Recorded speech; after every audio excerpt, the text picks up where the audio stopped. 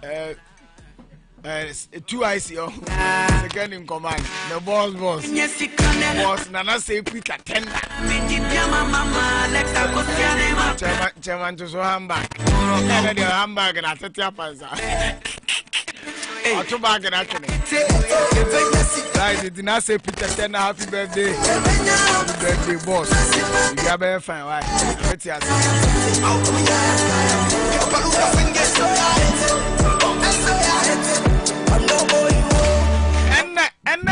Yeah, menstrual hygiene day. World menstrual hygiene. Yeah, boduru. Say ma, wo mo concept bu mo a. The first part, you say o ma mentu madada na ya twitwa nkete. Na odi amo. So me so a na uwia no wasi na asa de hata na asa de amo. Na ne mu ene sanitary pad ama wo de mu anu ayi ato ato. Nyama bebre na ma de ye omo. Penimfo ya nhwemu se emwa kra. And say a basana who and some metimi kofa ha oba. Yes am say nyina yes wa ye de kai ma. Obabu ha. Onya club akomu dan timi turi be bosom onu go timi tima be bosom. Nyina ka ho. Right in no na so me personal person bi be bi. Friend Catherine Ampon. Mini aketwa ya no. Yeah. Yeah. Get Palucha and me full force. You back at Trinity to my yeah, wishing happy day. Time I see ma. My minion could be a pa neba. Yeah, Catherine. You're from punching and for. You're from a chama. You're from punching and for. Why not even say that you're a woman, baby? Right in tea, baby, Catherine Ampon. Will be a happy birthday. I'm a union check. I'm on Quatintin. Oma usika.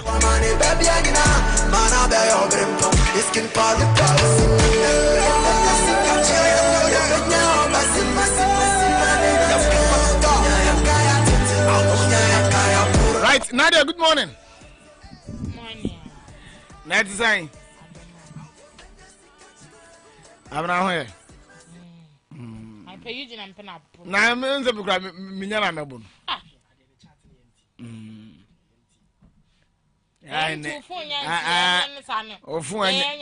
Ofu anya se wanim.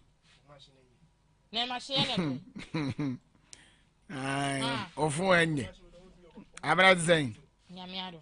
You na phone said that one you can from me. We are phone any please. Phone starting at 5:30. Je bosses answer aba. O starting say 5:30. Phone no kongo anwaza chichide. Phone na chen tete bongere sika. It's also him and hiti answer na. Ada do Simon Bessie obi bi ni isu.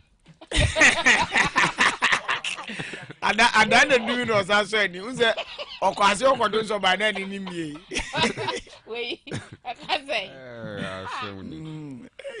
Oh, blue. Where come from? Unyaska wonu. You dey be from Wetebe when you come with you came. We are so crocotondi.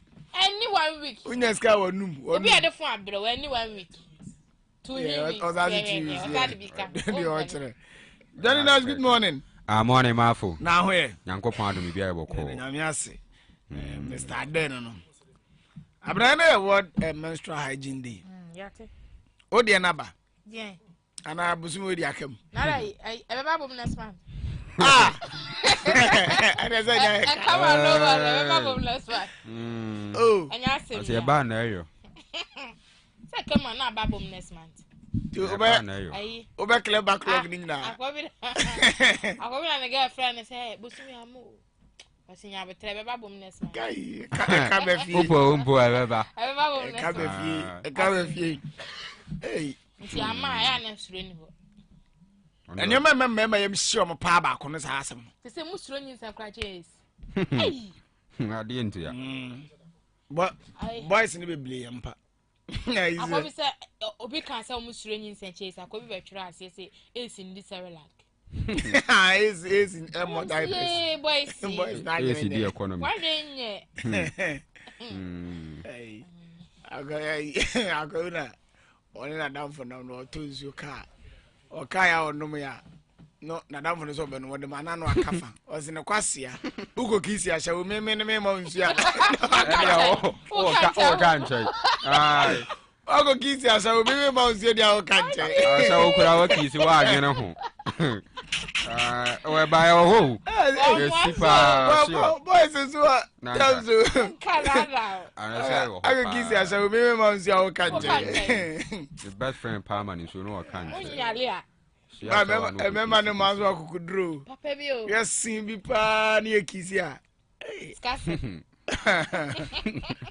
sikano odase nkata wode nyankwala ese bagrasi bi na meti ase madam fi wasi mukui abna mo ble mamu na ble mo so ble bi de bonze ade no be bi amdu mu ntukwa hye be ma de so ofa na yi ni favorite de ye ne fe no obefa ba wo ba no e bi agada ma bi e be wa ya ma wunti oh ndina me kasa mo because they just imagine say be me sebi esin hye da anya fe aze kokuyosi ma de so mu nsura de osanum unsansan ye friend dokano osanum dokano ma petition ezenum George sheka ho na na odi abeda nchen o sori a ma tuno kasa ho a so ankisu no kasa ho keka ho se wansu berebi atehwe wansu berebi when do time so berebi o butum we be ma na pema kakra ukupe wie na so ogitum na sada wa beda nchen sada na adwo no obi esu na nya kora wo se oh ben tie obi esu na nya tie dia meka obi esu na nya ade ba ku na timisi obi esu na nya ade ba ku betimi asipa de se oho badwodwo ana ade no so oho dwo a oye ne da kura enyi wenya aba no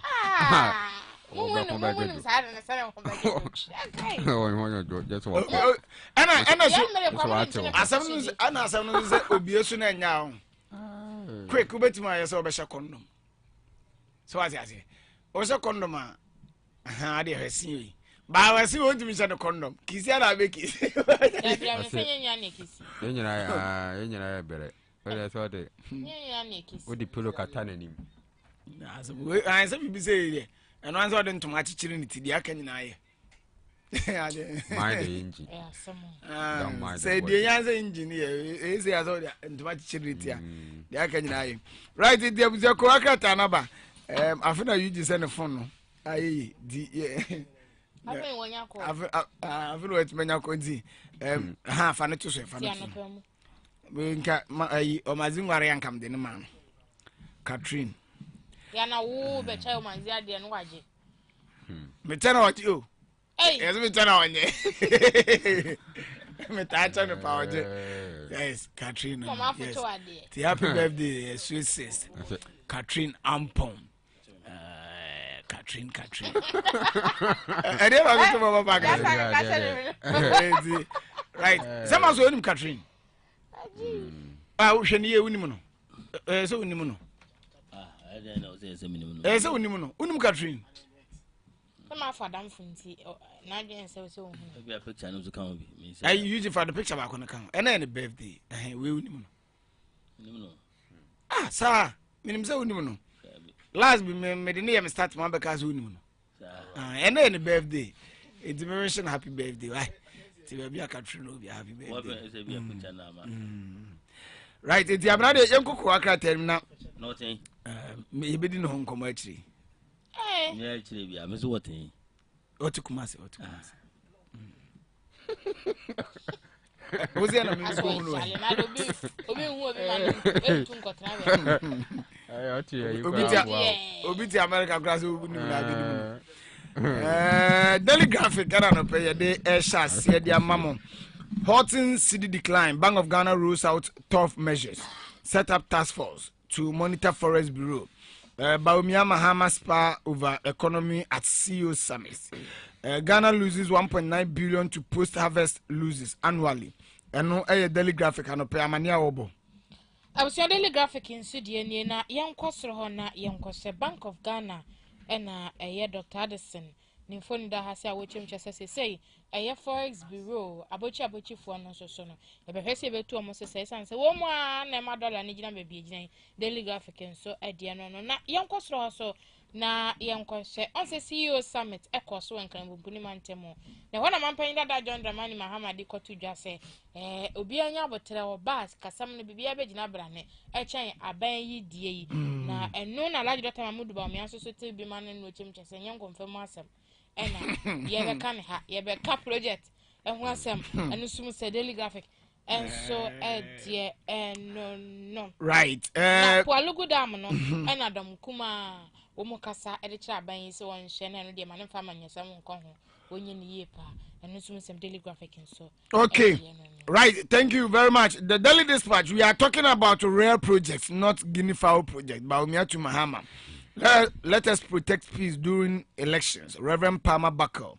MPP will increase its votes in voter region from 101,000 in 2020 to over 300,000 in 2024. A unique record. The NDC female MP who has contested in 3 different constituencies in Greater Accra. And a Daily Dispatch. Amaniano Pewobo. Abusia yanko Daily Dispatch na yanko hwe na ukosoro honom dia. Ene said the Abrandi card 2 jano. Dr. Mahmoud Bawumia ene tutubi emane Ghana mampanyi dada John Dramani Mahama se enye de enye kasa amamu ene se chese waye mpuntunyuma enye bra na kofan confirm na efa bra confirm no kromo baya no masanso watuko enti no Dr. na se mampanyi dada John Dramani Mahama won kire mpuntunyuma waye na wonya se ogina amantwe a wototo emoba eba park so no na se ukọ asio kakra dia woni se Reverend Palmer ena di to dwa se e wasa abato aye batu ye wasi ahwani hu se bambo ene asundue e ya ade a ye di kai Reverend Palmer Buckle. Reverend Palmer Buckle. Sure. Yes. Worry ono so na ukọ asio ho a woni se akopiem wo e sei akopiem wo fragment mu dia and nhwehwemu abeto dwa se MPP Anya nhwehwemu MPP for na ek omo na ayo musovi na okay also ombe 301,000 ko 300,000 3,000 no fragment 300,000 3,000 300,000 sure and wonim say ase ho nso NDC woman oba wono no a contest for 3 different constituency ewo nkanan manten wutim say no nso aye record kase aye abakosema ene oba besia ene etimi aye sa ade no abeto mpesua so makomako ahodo miensa. Ghanaian Times, we have enough dollars to meet local demands. Bank of Ghana assures. Minerals Commission Ultramodern Ashanti Regional Office ready by October. Building contractors call for law to boost local material use. National Election Response Group to address threats. No, Ghanaian Times, or no, so manable. I was Ghanaian Times in Sudan, year rather Senegusa Wakase, which remwa. Dollars and do na wo maga na mo betimi aso local people not just a businessmen or more as your people the adwuma no e betimi aso ye no sum sem Ghanaian Times so de no na yenkwase ho manhia fo ginapo na ni foni da hase Minerals Commission wo mo office ya eno wa asante mantemo ye se ne kama pa ya ye se no sum sem Ghanaian Times na wo mo atro de abano na building contractors see adani ya kwafo ne kase num chemche ne papa mu a ka wo se ye use local materials na che se ye de eneme wo maga na mu de ya ne haya nanka wo mu de o madwuma Ghanaian Times enso de no na National Election Response Group na wo mu so kasa de fa abato a ye beto nyame yadoma afimpinu ne aduonu nan eyi emmuo no mu kire mu de kwan be fa so asabi wo ye ne bia emma o maga ne mo nso nsem ewo ahaseyi. Daily Post and yede to aso Mahama reveals many more companies collapsing under Akufo-Addo and Bawumia. Nivea, Game, Glovo, Big Pen, Dark and Lovely leaves Ghana. Unilever to relocate its scene production to Nigeria. This is scandalous. Attorney General must resign and San Asari. Temamoto Way expansion project. Akufo-Addo Bawumia government pays $2.57 million to contractor for no work done. Daily Post also the no. I was yanko Daily Post na yanko hwe the free hoba. Na Ghana man panyin dada John Dramani Mahama na dia betu dwa se wo hwe na na danko Akufo-Addo ene Dr. Mahmoud Bawumia abre so a enyuma bebre na na egugu bebre na nso atimi ekọ Nigeria. Omokobo omosesen ho timi hwe enyuma ko bi te se Nivea, game grovo ɛne kyɛ sɛ Nivea for na yɛnku ne cosmetics na kyɛ sɛ ɔmo nyinaa agu ɔmabu ɔmo ketem kyɛ sɛ ɔmo kɔ Nigeria hɔnom ɛna ɔmo kɔdi dwuma ɛno ɛyɛ amanebɔ a John Dramani Mahama ɛde ɛrebɔ yɛn saa nso ɛna wonim sɛ ɔpanyin friend sɛ Ansa Asare ɛna ɛde to dwa sɛ ɛwɔ sɛ Attorney General wotimi resign onyamfo Godfrey Dame on resign esan sɛ ne dwuma na wɔyɛ no ɛnso ani na tema moto we no Nana Danko Akufo-Addo ne Bawumia atimi atua 2.57 and as $577 million atimi de ama contractors wa bra omo ntimi enya adwuma bia enso ewo ho enmu amanebo enso right yefa daybreak enwie Amidu Des Mahama on Airbus untreated hypertension may cause erectile dysfunction. Wow. The alternative is scary and worse. Afenyomakins cautions voters. No daybreak. No yediwe. Abusia daybreak in CDN. Aye Martin Alamisia Amidu ena nimfoni eda ha se ye. Ochire mama mpanyin da John Dramani Mahama say Airbus no wonim ho hwia wo mra monte no meka no ntibi eno sum sem daybreak enso edie eno no na yanko aye cardiologist mami a wo hwe akoma nimfoni eda ha se ye na ochire mu ase unya hypertension ye de si chire yare hypertension akoma yare da bi hypertension mo jabruso sa hypertension mo ya mo sonya akoma ho ana da bi o sa abana da bi hypertension mo jabruso okay enti wose sa mo jabruso no se wunya bi na wanhwe ho asem ampe ho asem anka etimi masabe obe ma no dwojo eno sum nsi hypertension makwatu ye enti mafe enti mi ameka obe ma dwojo na mi ndi ameka alomo onse ade no kwasam ande o mu se yade bebre ma mema ye mre first killer disease ayo skasem adwenwene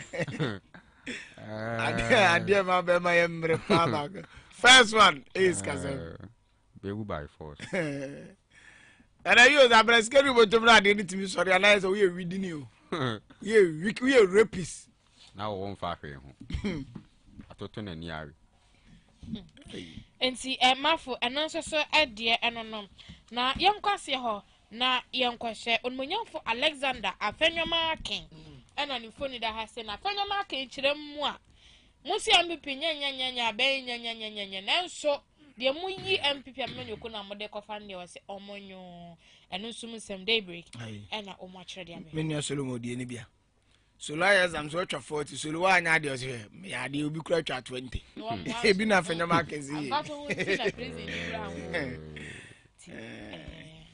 right etimidama say Maxwell good morning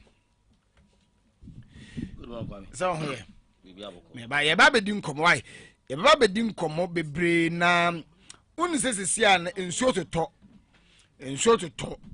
eye kakra bia na aflade tituru ni akra and the former president John Dramani Mahama the sobo na ebo aban we say aban na nwene Ghana for ho the government is being insensitive because ensuo yiri fa nkofo kra so aban na ntu anamo bia wode ye no de asi saa ensuo na yiri fa nkofo no but nkofo so feel say former president John Dramani Mahama ni sa amura right because na person dey nya the worst ever flood disaster June 3rd ewa Accra nipa almost 200 etimi efremu wa anya bibia na chese wo di sisa flooding na no kwan na aban wensu ba na abeto aso enti obibi ka esenkatemamfo no momu ni activities yesesa nwura de guga tesim ene side na yesa nkobetu omofo eni kwan so okoblemu obi sas obi negligence and ye bedi nkomo ze an Ghana ye debt stock nso ahete 658 billion chese ye tiwe ye ne ye tidam hei se ye che Ghana card ya maye nyina se ntwa obi ade ka almost 200 million 196,000 Ghana cedis almost 200 million meno so ye ba bedi mu nkomo se aban bia ba obejeka aban bia ba obejeka ye de ne nya asoman but ye kodwuma ba ye ba nkomo ye ba bedi no momfa mi kodwum ne mra abusua menkai was say Enubrago Herbal Center say kuku oba obunsa otia pa na so de o menstrual we no emma ana say bema waye mere o mpemu de ne stroke ne yare hepatitis B and C honam ya bema be mesha yenko Enubrago Herbal Center so ye na untu ase emfa emaye kunka junction ye ban ajeman gas station ana be frɛ 0558 103 128 Sanso and when say Infinite and a Note 40 series about a drama so. Na Infinite Note 40 series, you know, I phone papa, the camera no and need the whole chart me say yes. Na charging system no so ye you must see and ye a year man as the tree mana a timmy I am my Infinite no. Bora Infinite shop will be an aquajo the enquire the phone if you would 30 percent pa and ye de be able to make your 19 Ghana cities copy say ubetria phone boarding in a etimi every Infinite order eddy free online and no ghspac.com na onso watimi awda etimi edi free ho Elisha Bones and Healing Center say ebia won sem na ebu won ebu nan ebu ebia wada kon so anase ukutudwe ene yo ya ade fa no say dompem hawo no Elisha Bones and Healing Center aso ye na so otimi ede ko na oni hu dwuma emfama Obuasi nyameso ye ben Winners Chapel na eye adwuma dadwara kwesi aro no pa no nso kopem enumre nunum bia ni abefra 0538811533 snappy snaps no na snappy snaps no say wedding party bi anase social gathering bi na moya ye de adofo betwe omunum menkofa bibia emfa mo say snappy snaps eno na obia area department mesini so oba obekoja ho dia mesro eye yusu department mes isan say eye tomato mes papa vitamin A vitamin D and afi vitamin E ne nyina wo ma che so de ye aduane eboawo emma udia apomuden no etimi ekonkan Bora shop bia any supermarket ahodo na onso ekwajo de wo hwe kira kwan Obuasi kwabran kwa honum na abehwen ana abefre ewo 0241123451 Sanso ana onim se Classic McLean joint eye bia ya che se yenko na yenkodi birthday o se eye funeral arrangement bi ana se odie no ebia kuoku mu pe ba bia hia ma to 29 June eye 30 billion guests 30 billion guests. 30 billion guests. Wow. The 30 billion guests bet me abaho. Aye, 29 June program na ba so no. Oh, Classic McLean joint. Oh wow. And as about nipa ba ko bia there 1 million. 1 million krasa bebo. So ba ko hobi. Asam wasi bro ni ma on tade. 30 million guests. 30 billion, nya million. Billion. 30 billion girls, yeah. Wow. Na say drew how say na dia mu nyina ko pim bi na mo dɔɔso. Enti abusuani edani drew aye nyina yenko pim ewo Classic McLean joint na yenko giani ewo honom. Obuasi Black Park na yewo oba aduane nsa hodo bi bia bi wo honom. Eho eye neat pa. Bibiani afre wo 0535 031111 na yentimi twetwe nkomo enso eho mala 2 eye atridi adura me kan fram dia ma say atridi nko ana ha wa wadro ye ba kopɛ bura ba bi 200 bi ana kwadwo de okwa se wo pɛ mala 2 FDA etimi age atum na onim se Japoma Enterprise se open Turkey's door and se China security doors papa na watimi area 2 fia no Japoma Enterprise na wasoko se open paradigm TNJ primary materials ahodo tas ahodo na de twafie nim yopo Japoma Enterprise open electrical bit se switches bulb holders seal and standing fans cylinders iron burners rice cookers and afi blenders and also Japoma electricals ebema sani ma we nyina bi se yatasi ahodo ene security doors na opa ko kunka junction yani puma filling station dia nimhwe sanso ena opa electricals dia obeko hosi park yani small mosque edi enimhwe was quality and affordability is our home bibiani afre was 0247 269063 sanso na camion roofing was no leakage se opa roofing sheet papa na dia bodana so a camion roofing na me kan from dia moment ko fa roofing sheet bia sa keke na emfa emmodan so bia o de why mistake ko fa roofing sheet bi ama je so de board dan so leakage abem bra camion roofing na share na infest na kama ma say long span a short span allozen and afi roofing accessories nyina yetunton bi ewo yase bongobi high street na abehwian bibia ni abefra was 0241 597900 0241 5979 00 Christ massage and physiotherapy sebra na betene wapum say eye manual massage and electronic massage physiotherapy na afi gym ni nyina ekoso ene dadwoada ekosi memenda no pa no nkwapem enume no wotwe na omanfo gu ha omo gym ya enya senkreto to ye de bra na so betene wapum Church of Christ sorry all and Christ for stadium nchai ena ye wo bibia ni afre e wo 0555 203 460 now when you say CSIR and so a war papa high quality on and no pebina di over time FM premises ya beton bi dia ma ye war papa and can kind of frano mudia e bio madwum san so and I penyi udia eboa e ma dwen sisi so ukọ Bena pharmacy and so e wo wase a ye beton bi e de amount ya busuan fancy ha na afie no mafo and to so right Johnny Nash me da say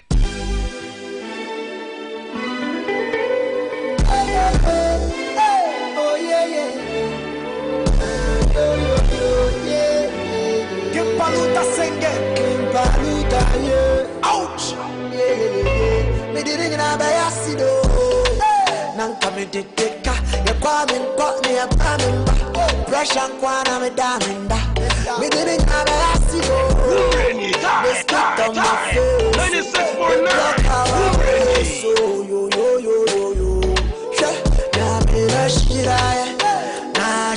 right Maxwell Owusu Ata Junior matakakra wa ha ye ba bedi nkomo se de bedi nkaka no former president John Dramani Mahama Nsem a work dia fa yensu yile yiri fa nkrofo a wo chese aban is being insensitive as aban no mfi adehye no giant nkrofo wonwene temamfo ho ena de bia de nsuo to na yira fa nkrofo de bia da eto na yira fa nkrofo enkofo aban entu ho na mobia Maxwell good morning biem.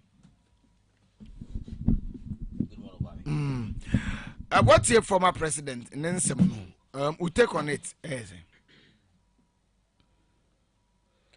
Kwame Njetie for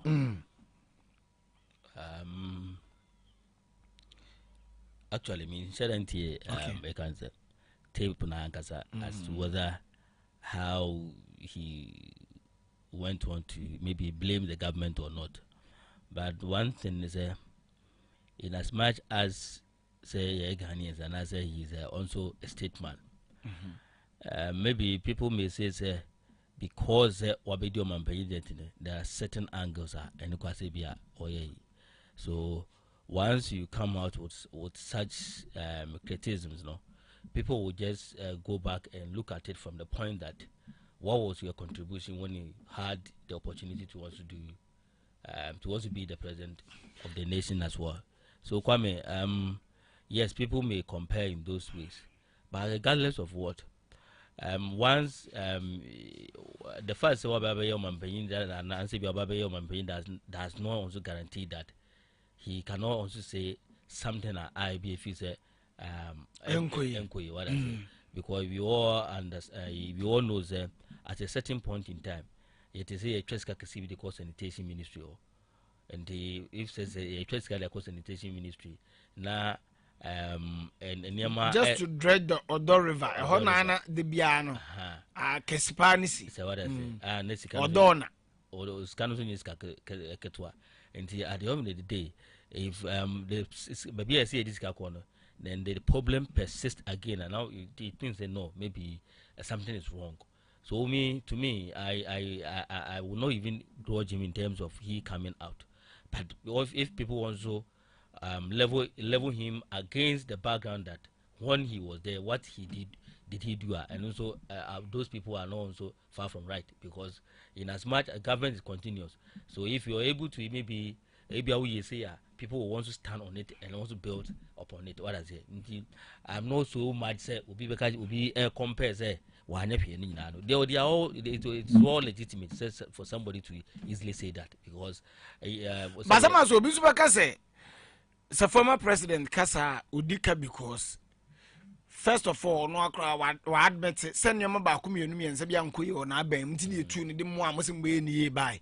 It is after say one anye ni ye no, after so one anye ni ye ne asesa ne se momra me ni ye, now we still find ourselves in the same situation.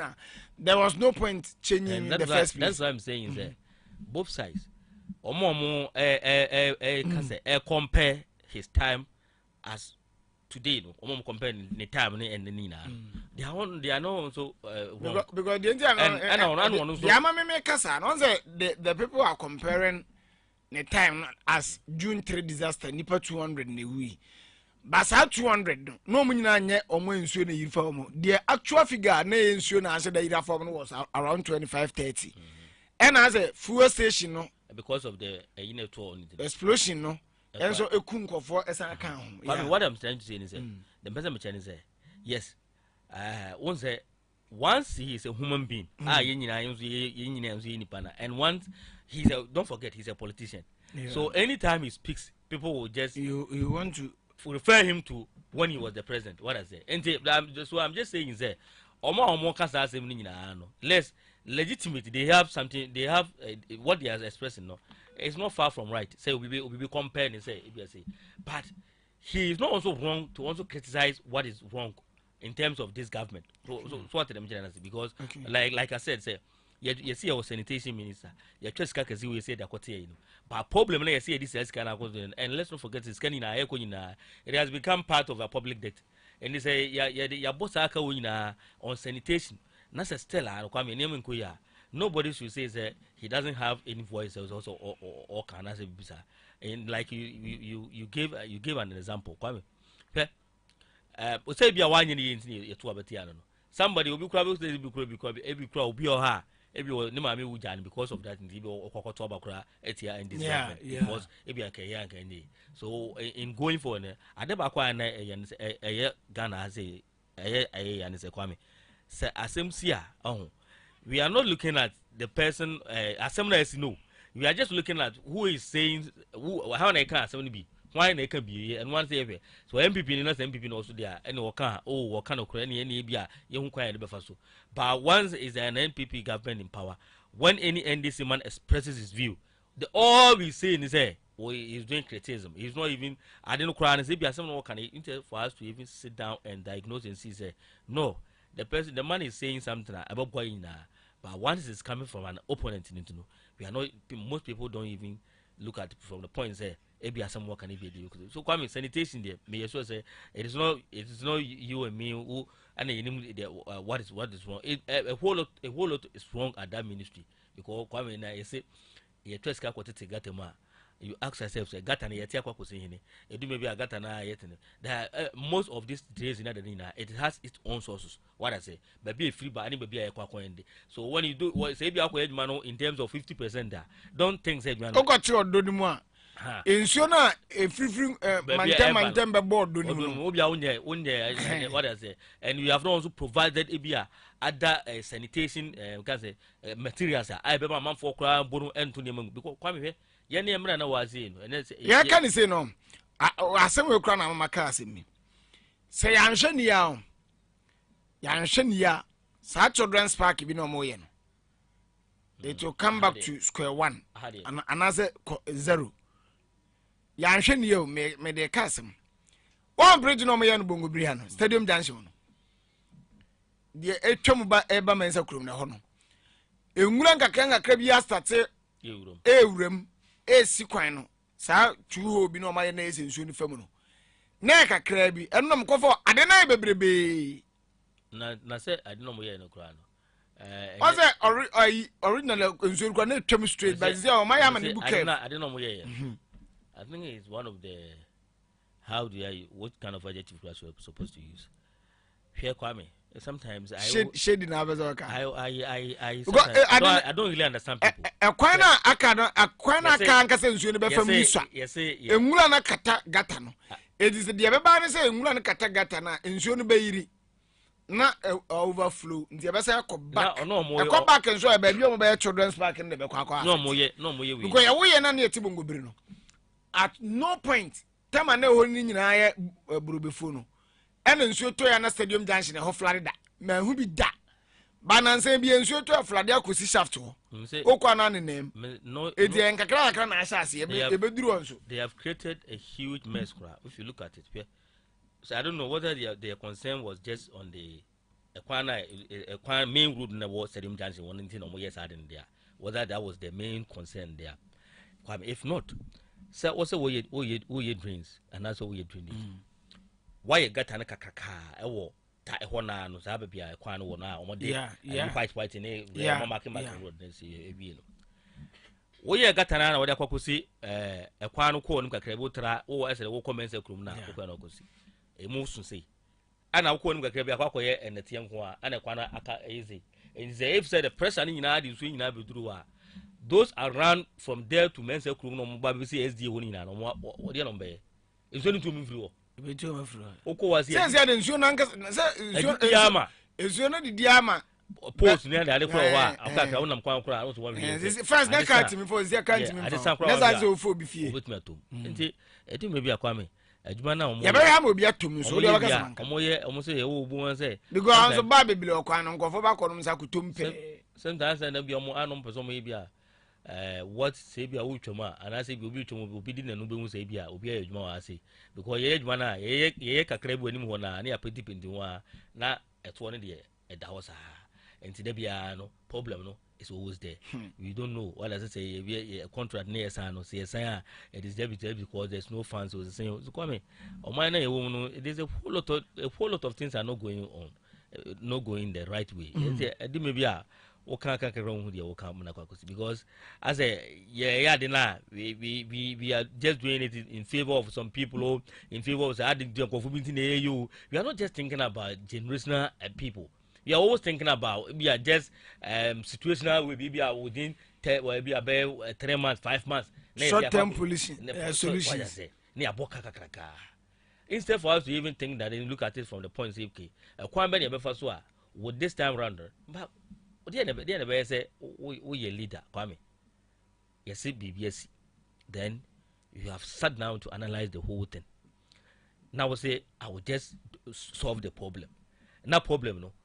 We solve it within the next 1 month. No problem. That's SBM. What kind of leader are you? Oh, it may be a more year mana. Sometimes they should just look at it. Say no, I don't know. Yempe pomasibre. A quite bad first was side with a not just because it's so. But that's a Ghana. It be baby. It be baby. Just about short term. Any even a quiet cry. Most of it in like short term. Because why would you say you better kwana within the just a year and a kwana to 2? So it means that short term in here. And if you look at it from this Sika is the best kwana na okay kanina boma and that so kwame sanitation. Baba Maxwell I would say that we have a lot of laws I say. What I say emra wa ha emra ni amanfo say emra ni amanfo di.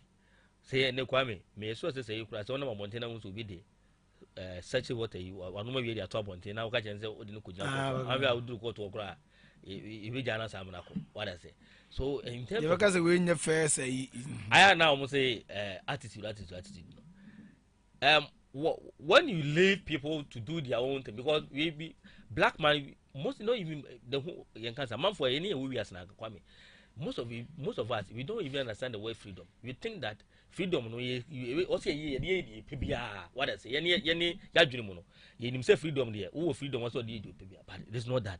Freedom is just about taking responsibility what I say but ye taking responsibility. That is why I shemra no what elsewhere now mo hu say mo no dim na so ye ni na it is because the system will not even allow them so who stadium ye bobo a what the person who say emrofo no hooliganism near the pa at the time of football no just check ye bobo match na e bo kra chire kra na bobo no stadium no mo kontokwa asa no mo wura stadium what is so it means that no the only thing I protect is the laws. They have come to understand say so we BBC ya yet me identify no na stadium ban kra dia amano so what I say you na how obi ntumi kwache ball or obi ntumi kwache ball wo park no nya ball na coach say obi ato ade no odi akonya kosi park.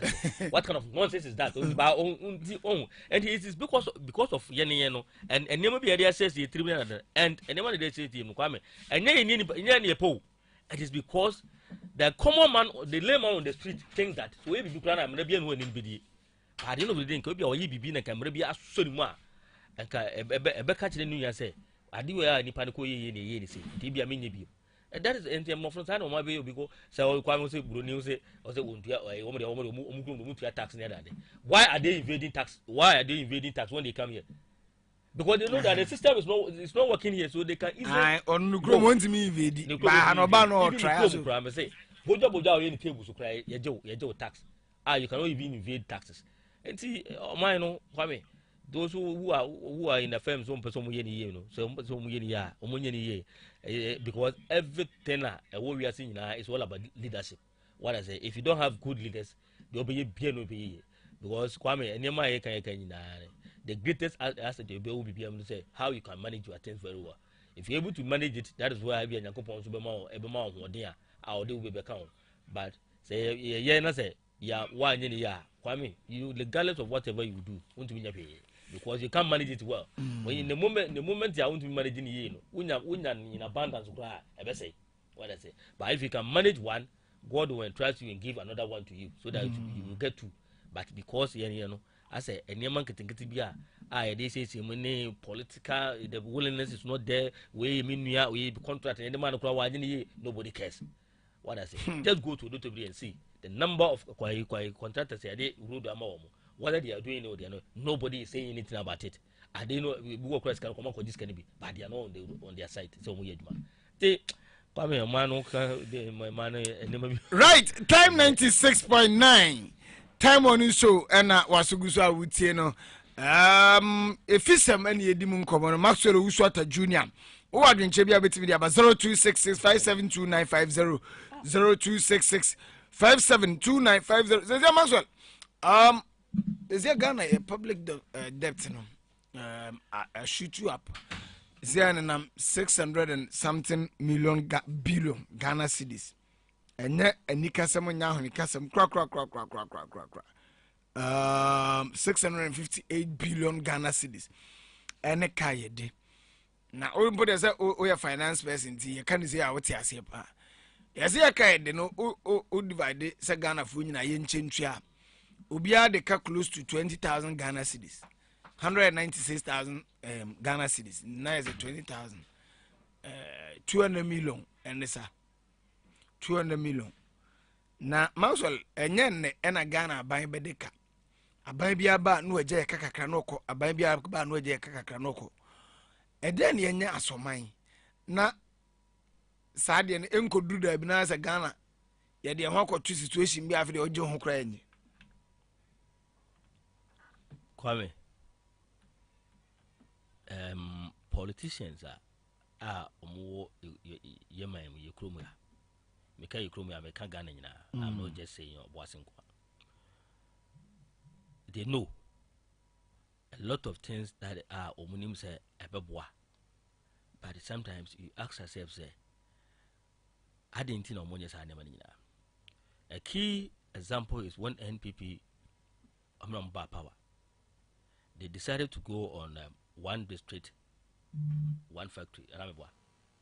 Say one district, one factory, and then no so Kwame, one district, one factory. What was the aim? The aim was that said beya once a kufa nanado ebeba from say he want to move Ghana from what Gadgetberg economy, right? What was the Gadgetberg? What was he doing? Gadgetberg in so no a British no buy. So the buy and say so ye bibi area I say my say be Ghana I say na say Manchester Krana you will go to Ibia UK and answer baby na back to Manchester Ndiaba and this is Sikana the money will still go to UK and I say it will go to wherever you go and then so over Fania Mandiaba. So the MPP government thought it wise to say if you want to break that gap, so I say implementing one district, one family, one factory, in the sense that Kwame says you see in two Sikran say Bekra a time to come Ghana will not even go to Burkina Faso. Ghana will not even go to Niger in terms of say a cra Jini and I say ye cry in toes. And in any case, Kwame say ye kofanya mabia in as much as say your currency you know other places you must change the currency. What I say. And again, Kwame, savings here test is here kura say Ghana yakobo besia even into euros kura na the bag of mine was say kura na you will see changing you be changing their dollars sana you dey ababe aduma. So at a point in time the moment there's a demand on any dollars ni na you see the new day you wikino ni wikino hwe public debt now what can this year now all can this year most of them no say o first can say we be our first can be $500 million ofa and yes can na ya kwaji scan na business ya kwaji scan na ya kwaji interest na awa mana beka ho what is it and at a point in time say kwaji ya and the irony in it is on the ya kwaji scan no and yentimi service and interest na wa na and interest no so in dollars and a dollar no so yes di nso ntimi ni nsi akan edu be convert ya but na be iska bibili sana nse ya beka say yesika sem enyi ya anya hwe ya nkotwa bi anya hwe but Sydney started say depreciate no appreciate na enya value naska e kana ye de ne sorte because na enam 450 something no near can nam 450 something ya anya bibia but eteba 400 because na Sydney no appreciate kakra sa atam ne kon nam 18 no eteba ya bedru be 12 no yesika na ha and at any moment in time bia no you find say ebia last year now ebia Ghana deka in terms of ebia dollars ebia deka bia be $50,000. I'm just quoting a figure. As last year, when was the last year? Then you as and when another dollar near 11 10 no.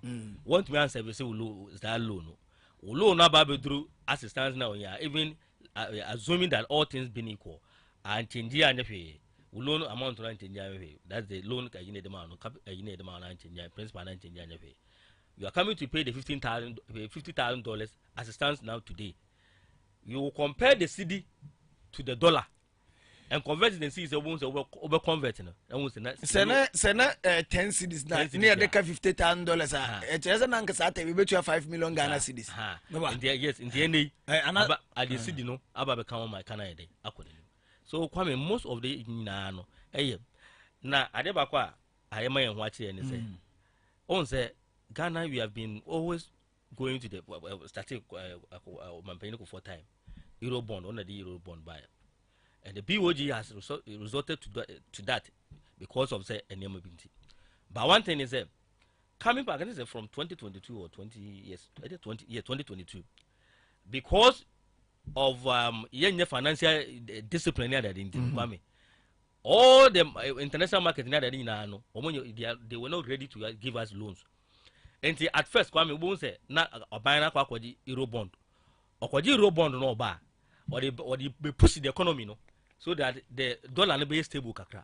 By nay, Ghana cannot go to the capital market. So Okwaji Euro bond there ba. Because of IMF and to get money, our the Baba economy no push no. That is where I be problem. And let's not forget say IMF almost second in Kwame Saba. Omusika no mukazo omudeba second one there but third one am I enti dabiano we are Bank of Ghana. What Bank of Ghana has been doing is that they always wait na say bia won say cedi no eba fomu ya na omo pese omo ingente more dollars say they ya yesterday they were saying say BOD the governor was saying say speculation cedi in dollar kwame nobody can deny the fact say in terms of business speculation is part of it. Business beer no speculation in him. Why are you doing business? Who your business? Why didn't you for us to form say neko na say neko?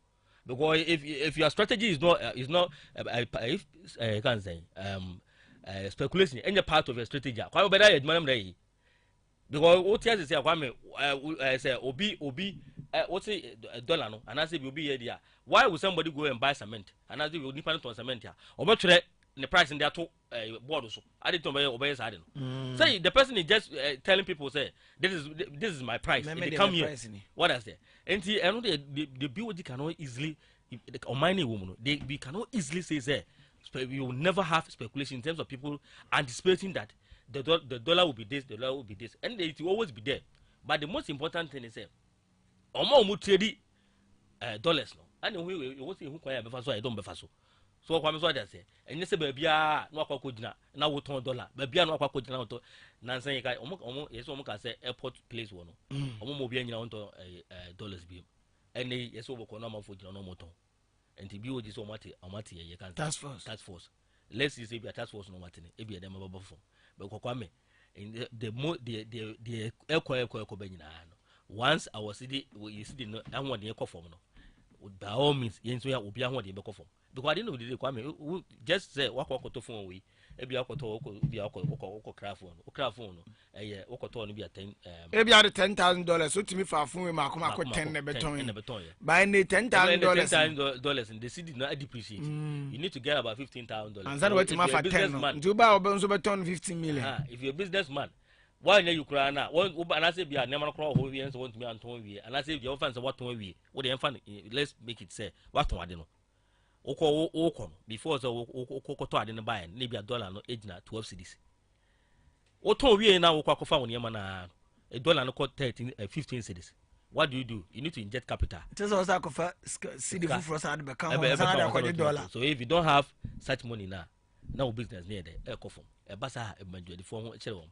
And I was na ode kotoba wo meton no sa abo na to be I also who so no to the consumers yene ba koto no ene no hu so so the businessman sometimes the businessman no edi me bia he is breaking even by yene aye kwakoto ade no ene ho kire because kwame like the example that you wanted to give yen fan say awakokota de 20 cedis na de na wo ton 10 cedis and awakọ say 20 cedis.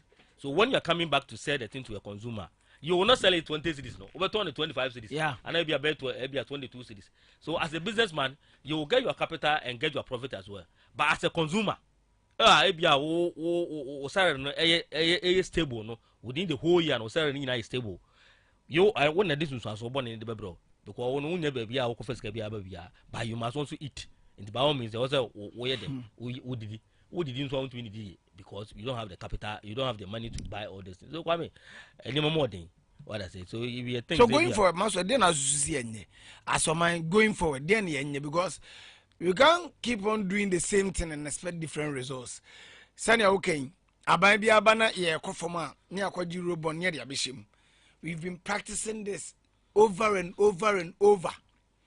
And then because minimum say yam prioritizing made in Ghana goods no because President Kofo try ya zanka obeye anye Most Mahama administration aba sila ayi eno pa video bia me hui Adidas e nu kumasi wa hu Adidas atade no mako Adidas brand no machine yede ya de mane kamu no omode bom no omode bom menim adwene na wo Ghana ni tirim se shoe no kura Ghana ni na ya no kwotwere ho made in Italy say because Ghana ni pa adwene ope o ya de no Ghana ha obe no aye ni ye no ope Italy bo edinu enye they work can wom but most of the times it's not because ope Italy bo we have lost our identity. As Ghanaians, we have lost, and even as Africans, we have lost our identity. Because Ghana from even the common man on the street knows that when he goes to a shop and buys Gucci, he has added a certain kind of value to himself. What I say. So the man on the street thinks that I have to work and get money to buy Gucci. And whoever is also in the same business in terms of Ibia or Ibia. Or percent many marks with Gucci. And also ye bibia okay. Me won say am for Gucci. What can I do? And say na me nko fifa Gucci dey maybe fam bobo me niam no so that it will attract people to come and buy. Okay. What I say. But if you have the mindset and think that okay, now on my name no ye bia name bu ha ye nkra bi name bu yin sia goods made in Ghana no. Mambia na me ndi nkomo. Mambia na me ndi nkomo kan say we say we lost our identity from the top because in your country your parliamentarians omukwa no mushe suit abrafo nso de enti omushe suit ni say ana wo kra wo enti ana mu ose ba ye ne na mawia osu ne de suit eno kwa first na just say ya yira kra totally. Let me say this. today as it stands now, if you want to work at the bank and they call for an interview, regardless of whether you have, you don't have, you must go there with a suit or with a portable or nice even local banks, yes, like rural banks near you must go there with either a suit or you must go there with either a nice outfitter. Outfit it doesn't. You're supposed not to look like a local man. What I say, and he say, "Oh, so Africa, West Africa, we have what come across." They will tell you that you could look. What you say? So what I say. So the idea, no matter your credentials, so dress and quality, you. I don't have the figures, but one of the commodity, I topa burger kapa can be sugar. You anticipate Commander Sugar Factory. This government make a whole lot of and who say they did almost year but sugar raw materials. They didn't think of it. Then we ask ourselves, they said that they have been pushing funds into that factory. As it stands now, what is the state of Commander Sugar Factory? So Kwame, one district, one factory. Back to the what's the name of it? One district, one factory. I know that was the only way that we can go. Say, yes, sir. But what this MPP government, what they did was wrong. Because I just don't wrong think in the sense that am I crying? No, if you cry, first, my no, my how my cry so about the ajuba. About the base too, or the baby crying, and when you did, by then, crown on my background, dear friend, ajuba. What Obia tomato or a specific maple bokina. Sir, why they are wrong going to say? They are wrong going to say. How if you look at money woman, you must just look at your revenue about revenue saying about because they be almost say into me even revenue target when it comes to government expenditure yeah broso. What I say, because sometimes you borrow to even make sure say a budget no cry with me. I can say I'm matching the budget no. And the Kwame, why would you think say also this is behind your factory? Why? Rather than thinking that at least every region behind one factory. I bet me a supply near ma. Na last Saturday propaganda so na ye this ankom ya. They said you're okay. Say one district, one factory. Community day schools. Agenda 111. Na ye this ankom na me say. Say me kwame mafu me madwene. Agenda 111 is needless. And you say enyo. Ba how can say obi beju on resiboni. It's a community day schools. Mahama say obesi 100 community day schools.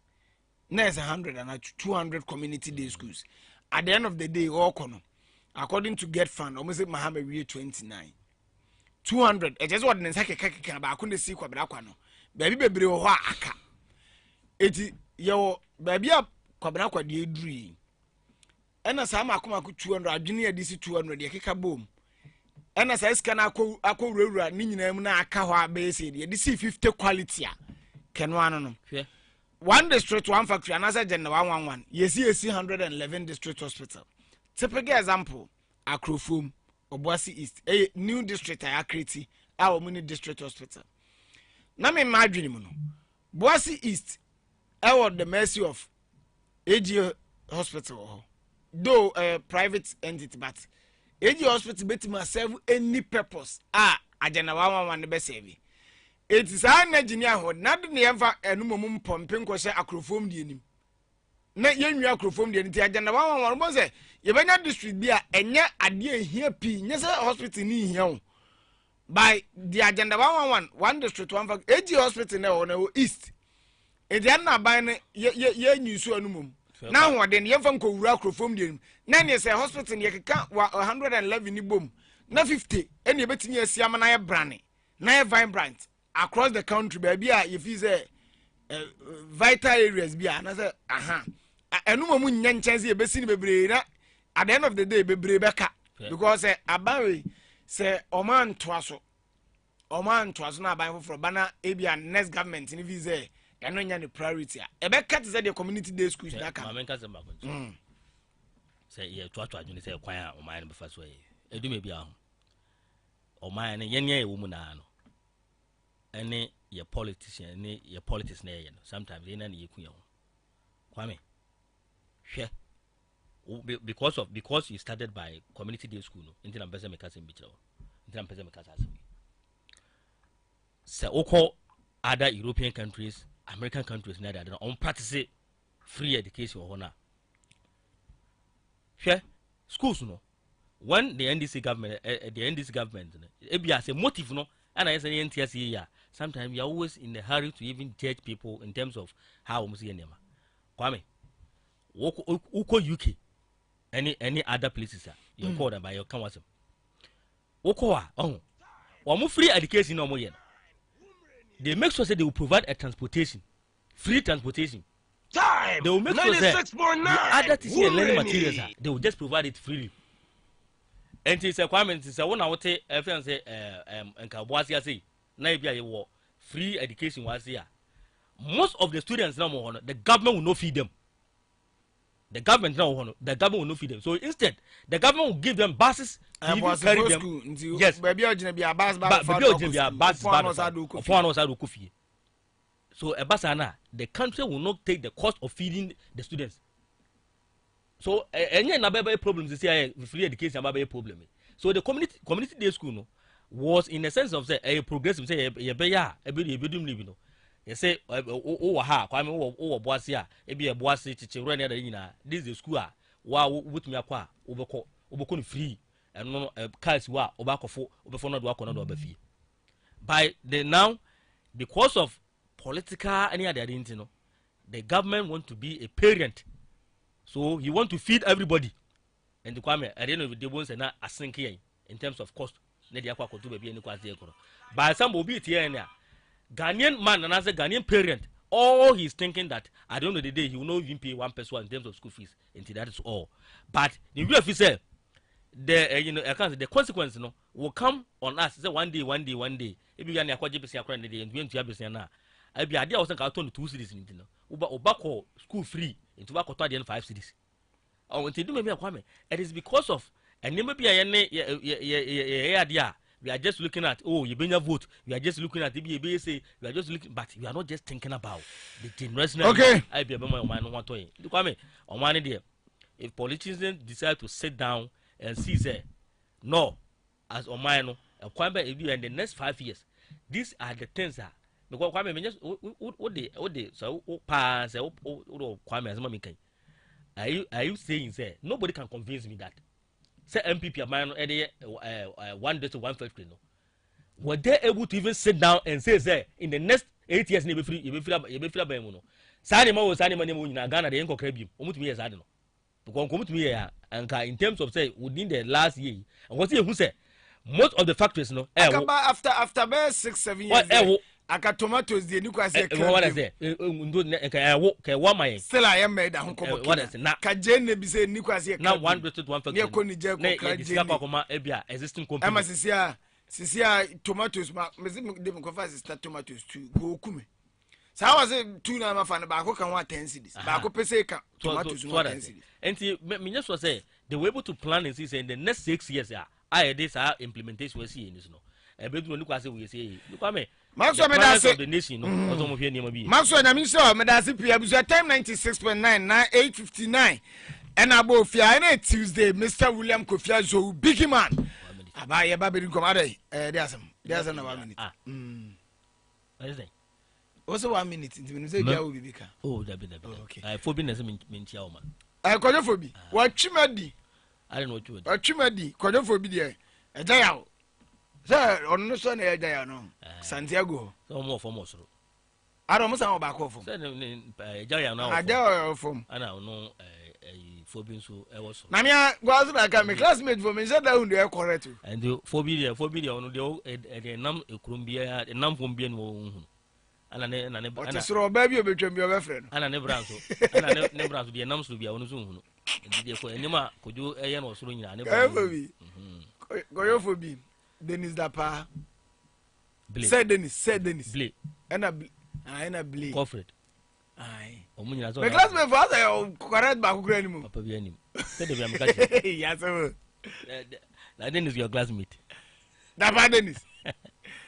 Yeah, the classmate, you know. Sir. And Alaji Sani, I former good player. And Aminu Mohammed. Dennis your classmate. My classmate, you know, Dennis Dapa. Dennis Dapa on a netimechi. Or Timechi, you know. Sir. Said Dennis. And there's all kind of movie. Nearly, Alaji Sani, besides already, of course, say me, BC Wood. The guys, BC Wood. The secondary school level. Who's the best? No. First, most a year cop is a born.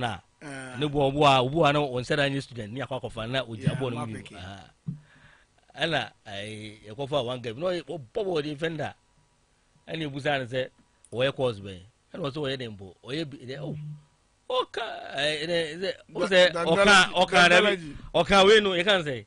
Some of the subjects are how is this or they say. But the question is why for the 7th attack and nay, but say be check what can you use who you see BBM. Protect. I want is the master own student. Yeah, they say no. My baby watching why? Yeah, you meant some marks when you see more medium medium baby and Julia have mammy. The point I made back. No, Kwame. I mean, I could just forget my gadget something in the car. Or some more cadding, do not media on for me. I was doing to see what more cadding. If you are Simon or Camania, right there, guys.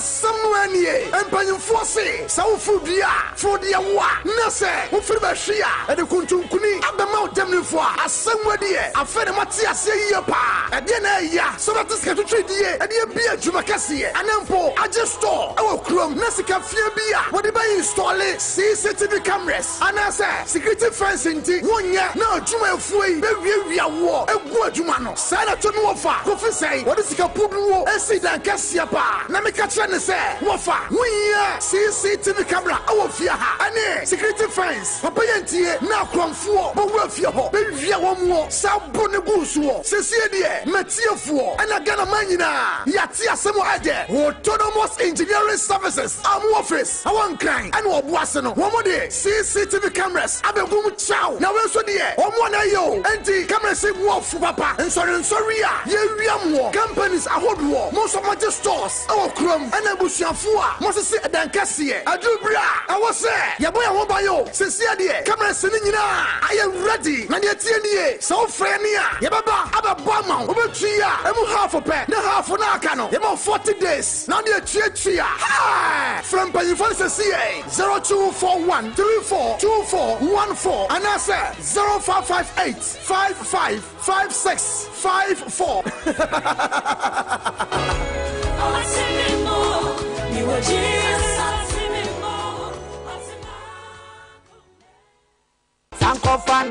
Mampa cho mi pie meba sisi. When you say me ye aduane, you say me kokuru maba. Akagadu ne garlic na ma wo hu egu asanga no. Tima ya na me hihye me nsa. Me mpese bebubu. Spices, obia, natural. Eno, na ba dintina abena wemu na nyim da mi. Mankasa no ho. Me so ontwu akagadu na garlic nfa mam. Na wemu na nyim da mi yo. Let's wala nni so. What you spices to asanka. Me pemi bibia natural. Anti sankofa natural spices. Anti nanka. O say the maranka sa me pemi the natural iti. Sankofa natural spices. Ana na mi so. Enchiri nyim. Preservative nyim. Enya anka sa nye kwem ha to fudi na wade ye. Kakadu enkete brakete. O ye de ebetu bibiara. Sankofa natural spices. So I'm not sure Ankasa. It's you be them na do this year. See adi. Ni need me ya. Membre. Me nyami bibia natural. Sorry ko. This advert is FDA approved. For 15 years, Quick Credit has been your trusted partner in micro-lending, empowering lives and making dreams a reality. Today, we're excited to announce a new age. Quick Credit is now Bills Microcredit. Still committed to serving Ghanaians and changing lives, Bills is here to show you that everything is possible. Join us as we embrace a brighter future. Bills, financing your needs. Thank you for the life you gave. Menua ade ma hotosfo ne se wenya akwanya na wo betu kwan na de ma hotosfo ne demu pii ne se wenya traveling agency papa bia obedi wani waye nhihye ne nyina ma se de be ya wa kwantuo no be ye boko eno ane Ujima Travel and Consult odimfie bebrebe na si waye adwuma de amanfo tutututu akwan enei dodo no ye adwuma jisika gu ombotomu a wabra wenye wa haubia enti mu a mo pese mo ko UK ne Canada kwaye adwuma Europe North America Asia ni USA kokosua de eye Ujima Travel and Consult oh ene wubusa nurse ni teacher ni doctor ni ani Ghana this year bia wodisua ni say why na do two kwan asamba akopɛ Ujima Travel and Consult esan say na adwuma eye krojin Ujima Travel and Consult ne nukredie ni ahotoso a Ghana fo wo wonimu nti Ghana ban agenatum na adwuma hote monso a mo Schengen visa akɔ France Spain Germany ye de na watwe ba ko ba yen kratasem ni nyina kama mamo say ye visa assistant and acquisition flight reservation hotel reservation passport any birth certificate monso a mo pese mo book appointment and na USA 5 years multiple visa ye ba boa mo sa kwan no so obehu Ujima Travel and Consult e wo Obuasi Zongo Masalachi Yak Abrosan Tintin mu esoro a and now be free 0552 098 298 and na 0553 944 608 Ujima Travel and Consult wa kwantuo mu boafo. Contractors, electricians, Adansi for any ankwankwa mo pese mutu electricals so hunya papa no. Confcas electricals at the electricals so hunya papa bo me simi dan wo butan so. Confcas electricals at the woman ti. Wo mamme electricals so hunya papa bi ti say cables, fuses, switches, PVC pipes, extensions, lighting, circuit breakers, ceiling and wall fans and electricals so hunya papa nko a. Na me say nanu ame na for no see me fie wo be hwe ma papa me dia ye me dan Confcans electricals at the room lights no kura na na chi won sa akoma no na kai say wo dro Confcans electricals a wo mo showroom kesi a eniema ni nyina bi wo ho wa fi wani na hane wo pe na to de pa light papa ne niema papa de ni nyina ye Confcans electricals Obuasi wo be hu Confcans electricals wo bidiem inside Angel filling station off Dunkwa road na wo kwa Accra ye wo Prosper ye ben car park no Kumasi Prempe the 2nd Street Edum Kataban Road Edum Spare Arts Road and so ye wo ho bo modia say wo be free Confcans electricals na wa chinie ma papa bi 0553 298 335 and na 0244 412 014 Confcans electricals customer satisfaction like never before.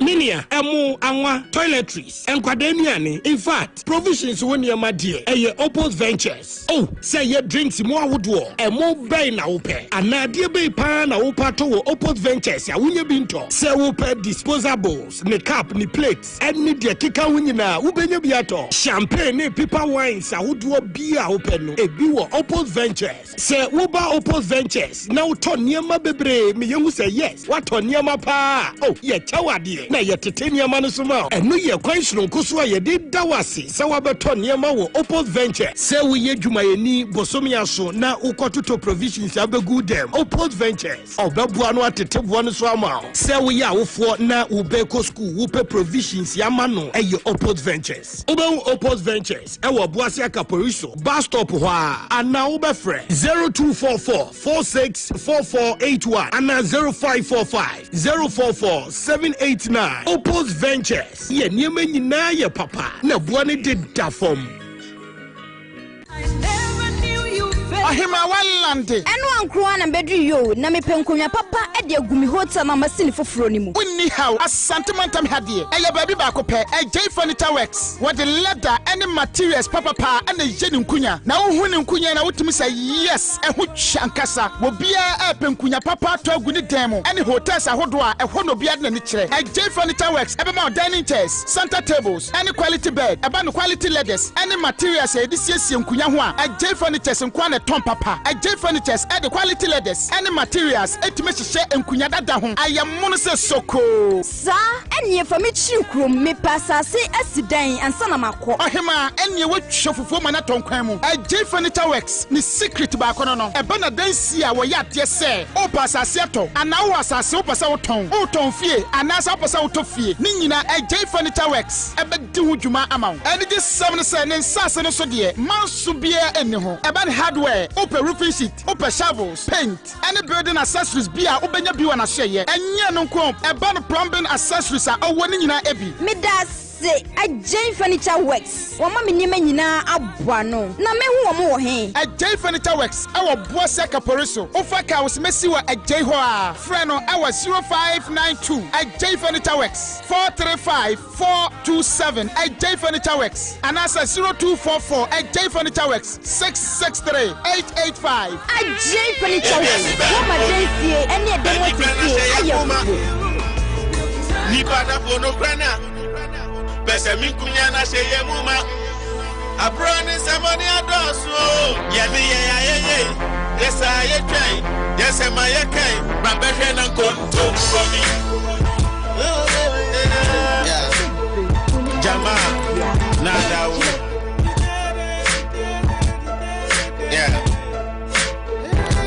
right abuja no na yatiesi Mr. William Kofi Ajo big man ofia ye ba be di nkomo na afa Emmanuel Boapen na tasty tom eno na ye tomato paste se we dwama so tasty tom waduane no nkwan no stew no bia be ye den na be ye nikanika kono akono a just how the tasty tom tomato paste no fiber ni wom kama wow ema wapomudi ma nkwan ye de oba afa bi kwa wade ase de wani waduane be kama to be to akodwaman so awu pe tasty tom travel and talk company bi Obuasi administrative assistant qualification you be a degree and HND deadline year 28 May not as any ya one found krata na my time FM ya as administrative assistant near more jumanya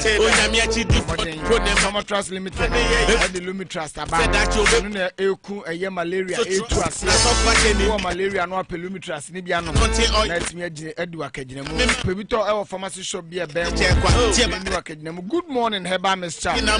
Say enemu ya body pain ulcer waist pain menstrual pain prostate good morning heba Mr. diabetes ne pressure kidney problems candidiasis gonorrhea syphilis liver problems good morning heba Mr.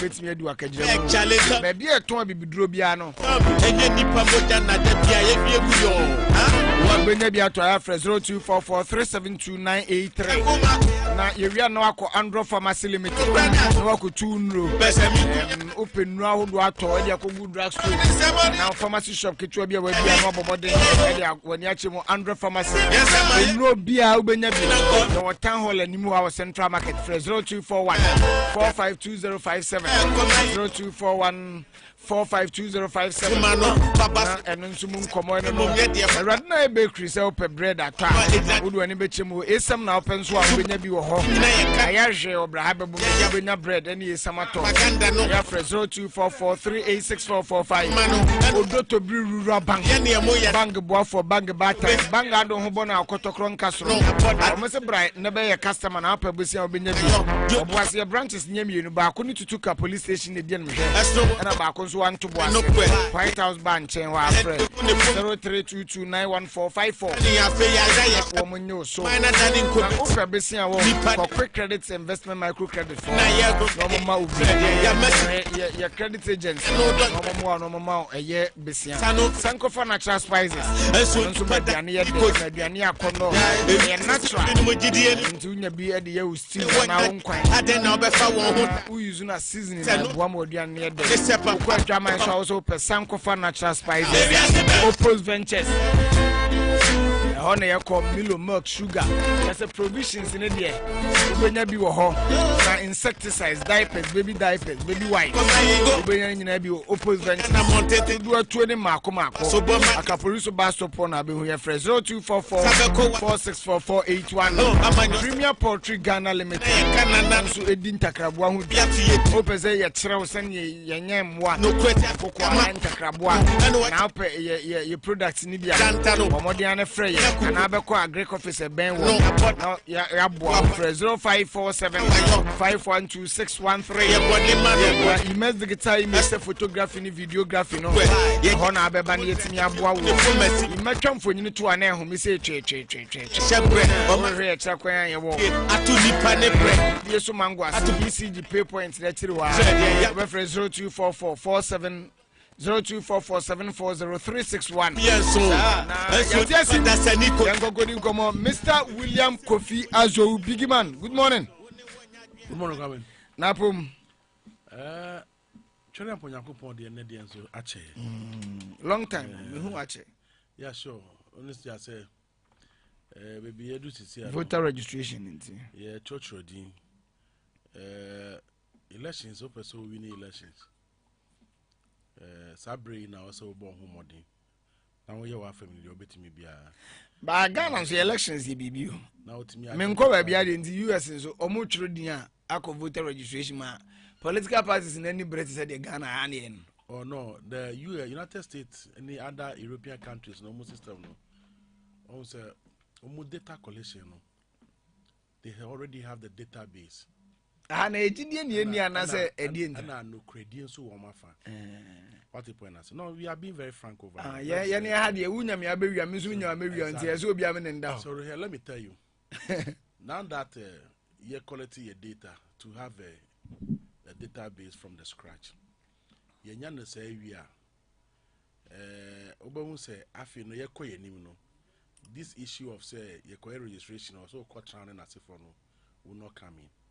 But the only thing that I be going forward and also bet me a crop tea out I be banning say akrani ya wono fufuro ya database or honomu na ebia wonya be 14-15 kono a crime ben na ya bet me a manipulative system no assess no man aba be there amananya 18 years said the na akora wonya 15 years 16 years ehia ne honam soso ana yesi omutam no kono register.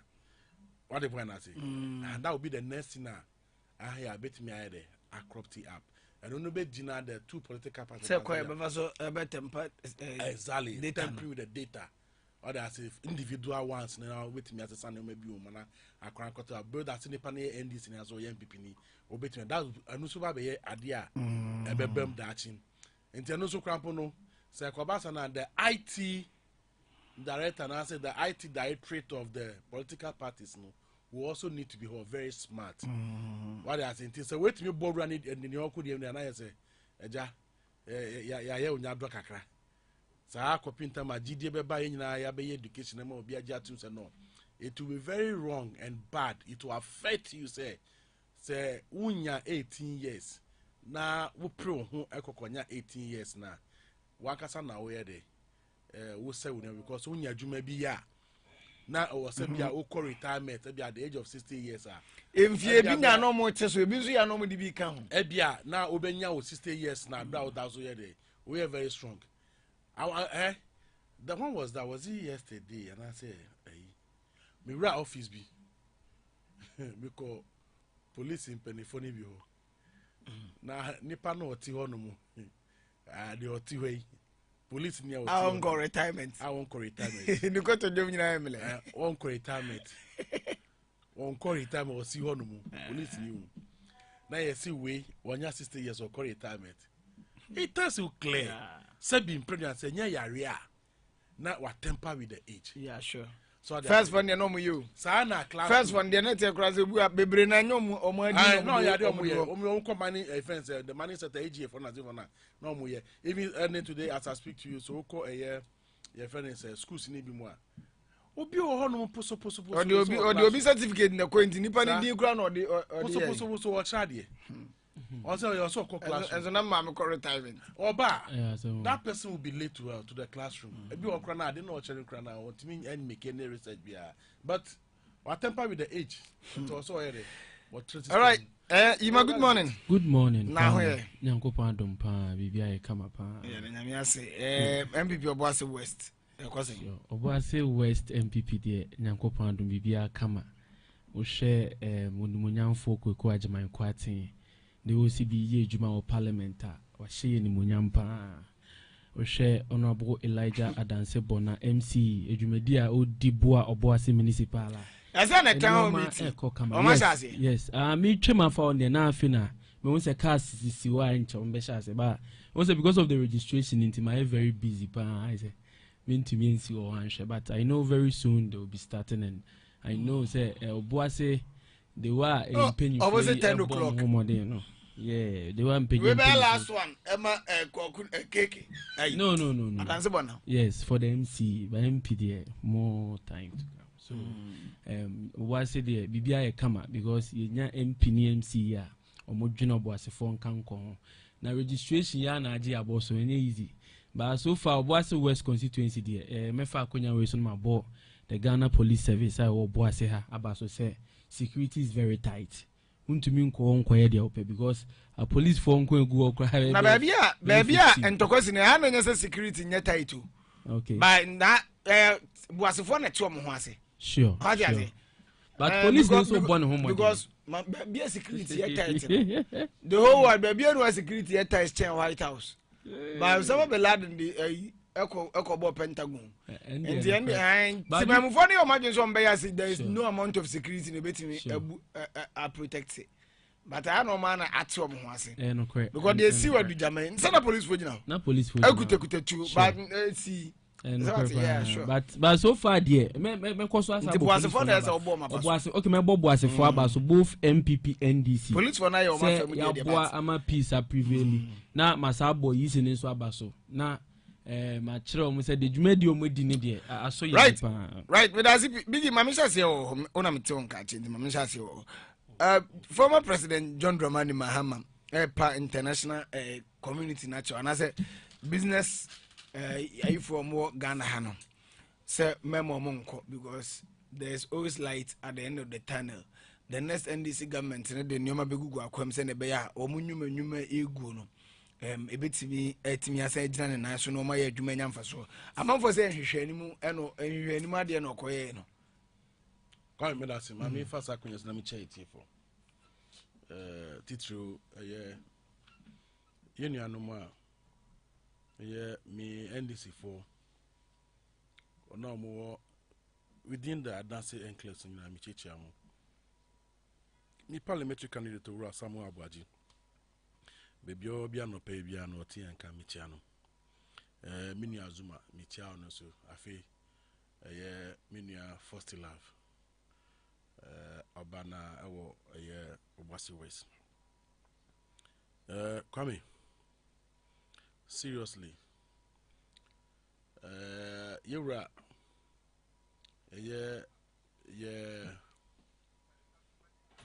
MP so more Obuasi hanu baby almost omo bia no ye cheche am na yasere mo se omoma omo djuma din no a omo ye no omma bi so Obuasi man so yeru akwati na ebe se Boachi dey said that nyina wonya maye enti only any problem with kwati Esther TB na saying na ebe bi atwebe man deputy finance minister no oye bi there no mputu djuma na making no oye bi free ebraja yeji finance deputy finance minister reference no djuma papa bi eni ho no ma asa babium enti no bia meka mesinti we na osaka Adansi nyina ejina so hu sa ampa unya position na eboa ma wodjuma de ye de uri mputu bra ye wo peso so enti no osaka omo fighting man but omo hu sabi nyansa e wo ma oso omo fighting man but rather no mu defend the mediocrity yati unya post so na wo defend this na ye papa papa nka fa aduana betu table so Kwame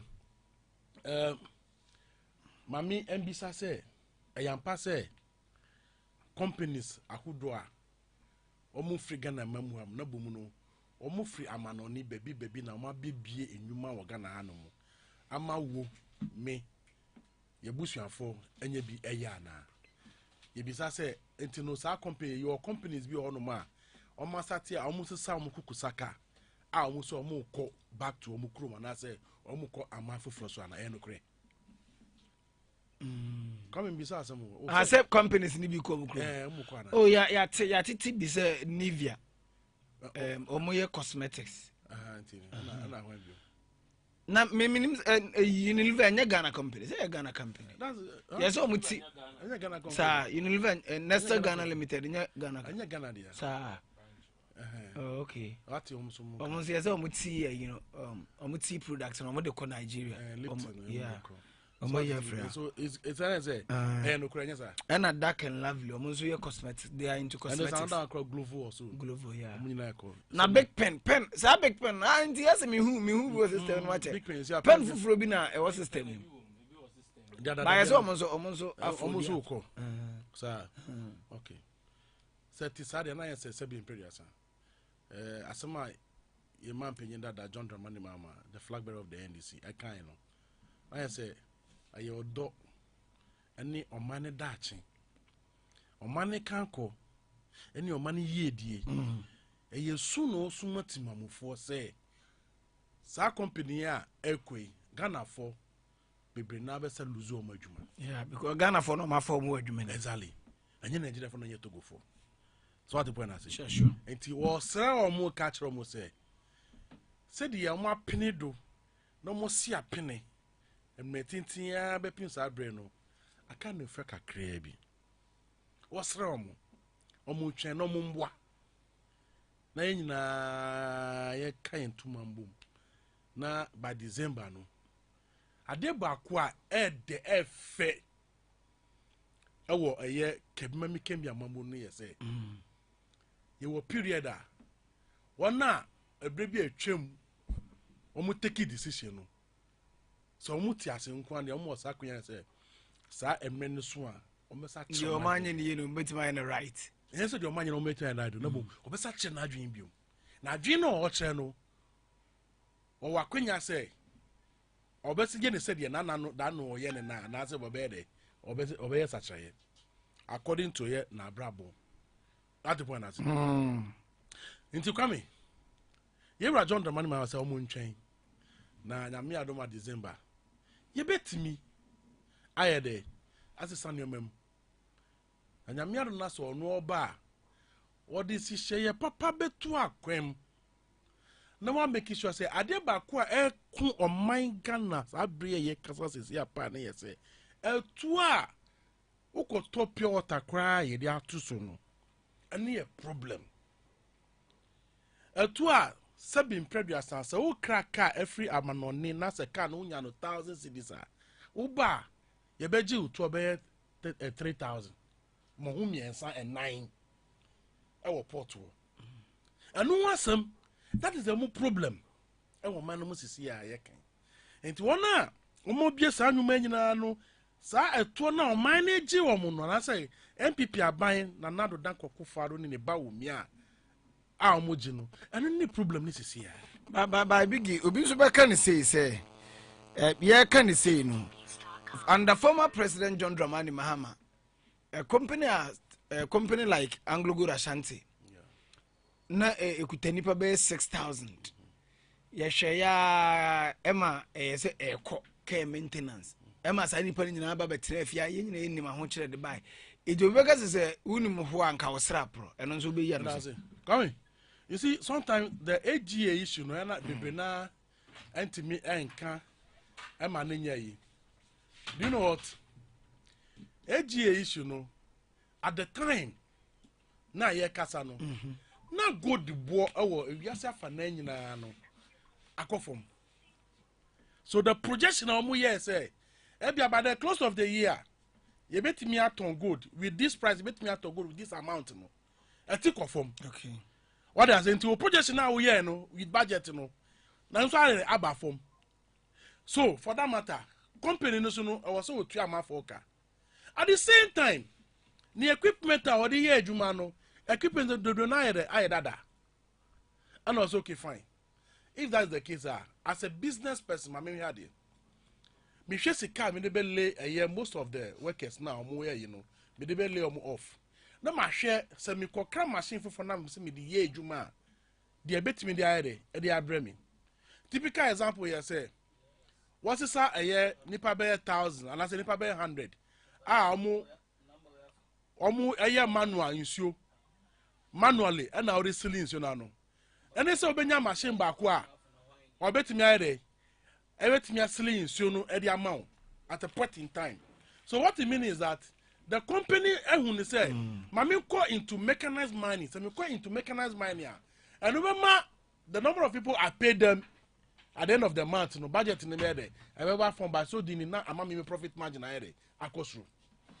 Ene mami yi sade money free on mu. Ena AGA for original so okay fine. You call care and maintenance. After the care and maintenance no.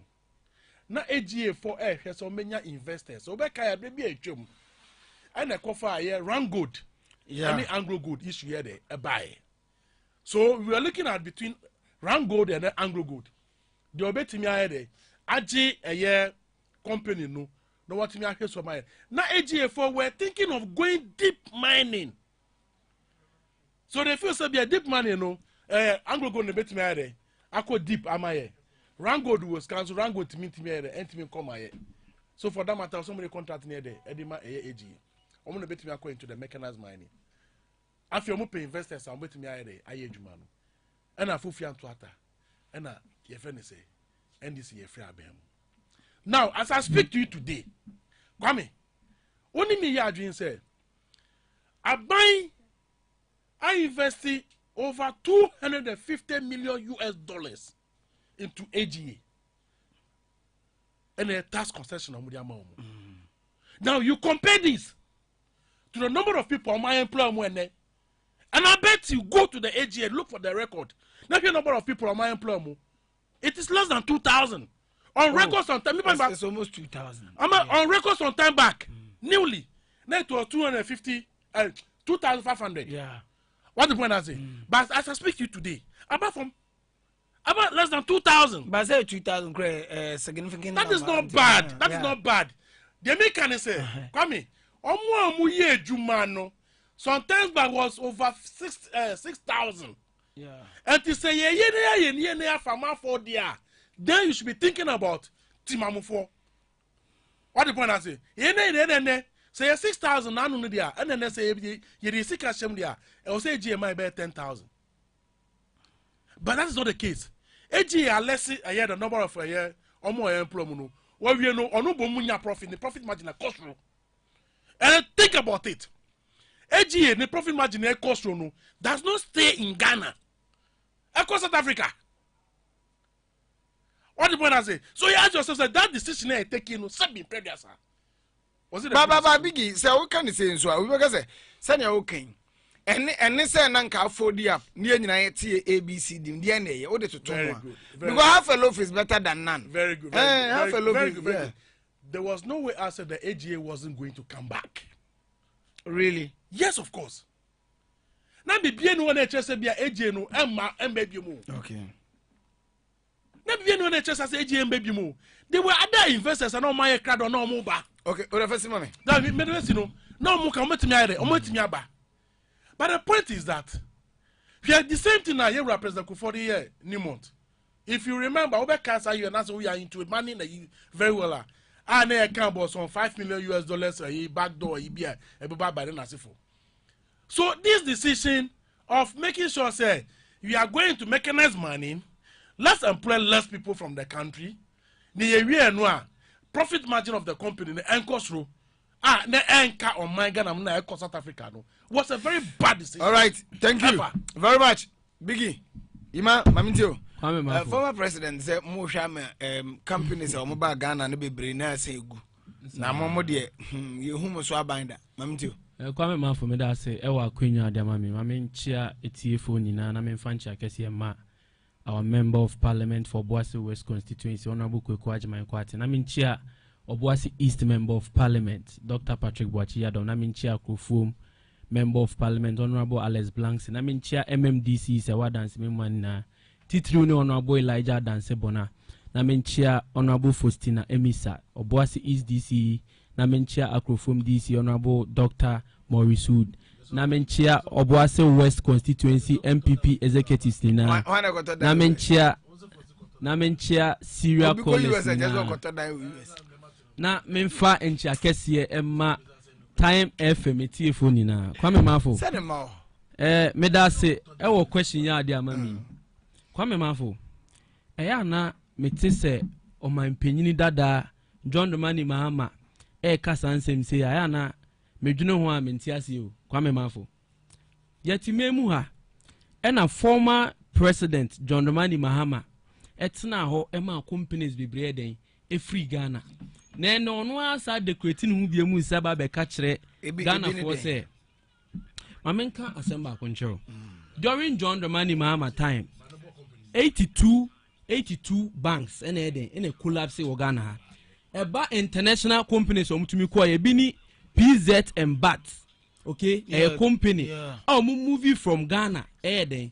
Eko Nigeria. PZ mekai pa. Okay, I say PZ. Edu John Dramani Mahama time then. Omu free Ghana then. Eko Nigeria o say Cote d'Ivoire. Nene Mahama biem asaba beka say ono no o two Ghana for say hwe no man do manko. During John Dramani Mahama time, and a companies are kesi bebree den etumi free Ghana because Mahama den eton 70% of Ghana port shares a French billionaire bi. And Kwame Mafo today yan kasakwa French billionaire ni di Vincent Bolo, okay? John Dramani Mahama eton 70% of Ghana port shares den sapa pay. Na enne say okoyi nioma wo port etie fo munti okoyi nioma wo port na say port nioma bo okoyi nioma utue ska kese a enya na nado dan kwakufu ado na ye John Dramani Mahama na ye na ye okay because listen I don't know me say 2016 and John Dramani Mahama sign contract. Let me read it.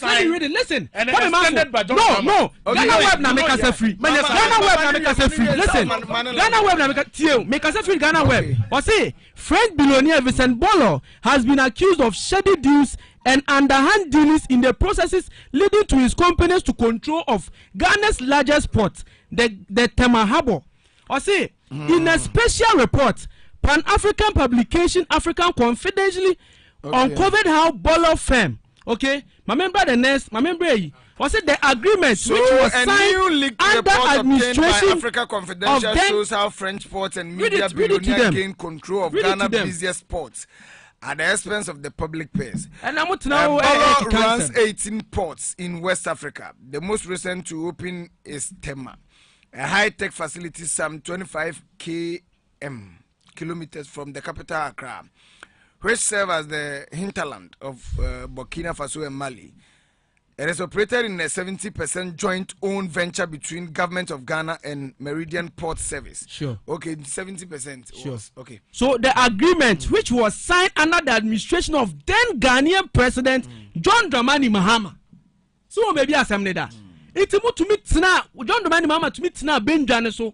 It's now where they at 70% of Ghana port shares. Say bibi sa na be nkomo a obi zo be ka say company which is a Vodafone Ghana Telecom Ghana Telecom quite fast so eno kra ho nsem buy parliament ma PC appeal for kosimpiani ebekeka kansem. It was under MPP government and as anyama no because companies are buy ton companies they are buy bia about ana asama besa me kan say o penipa o tena benwane so enkofo companies etumi free Ghana John Dramani Mahama yensan ko de di obiem Ghana German airline bi I from Brazil Airlines and Lufthansa Airlines omuni na de etumi free Ghana ko he e me de e kosi Ghana a whole lot of pain and a whole lot of a whole lot of financial loss because come on no teso no companies akakraka we ni na etumi free Ghana one I de cause unemployment in our country during John Dramani Mahama time yeko energy crisis mu bebre itumi boama etumi eden say companies bebre production. Okay? Yeah. Na and John Dramani Mahama etna ho esa kache Ghana for say ono de osre obi say no obi anko MPP aban ni aban obai otumi ade edwin international companies. Let's take Anglo Gold Ashanti for instance.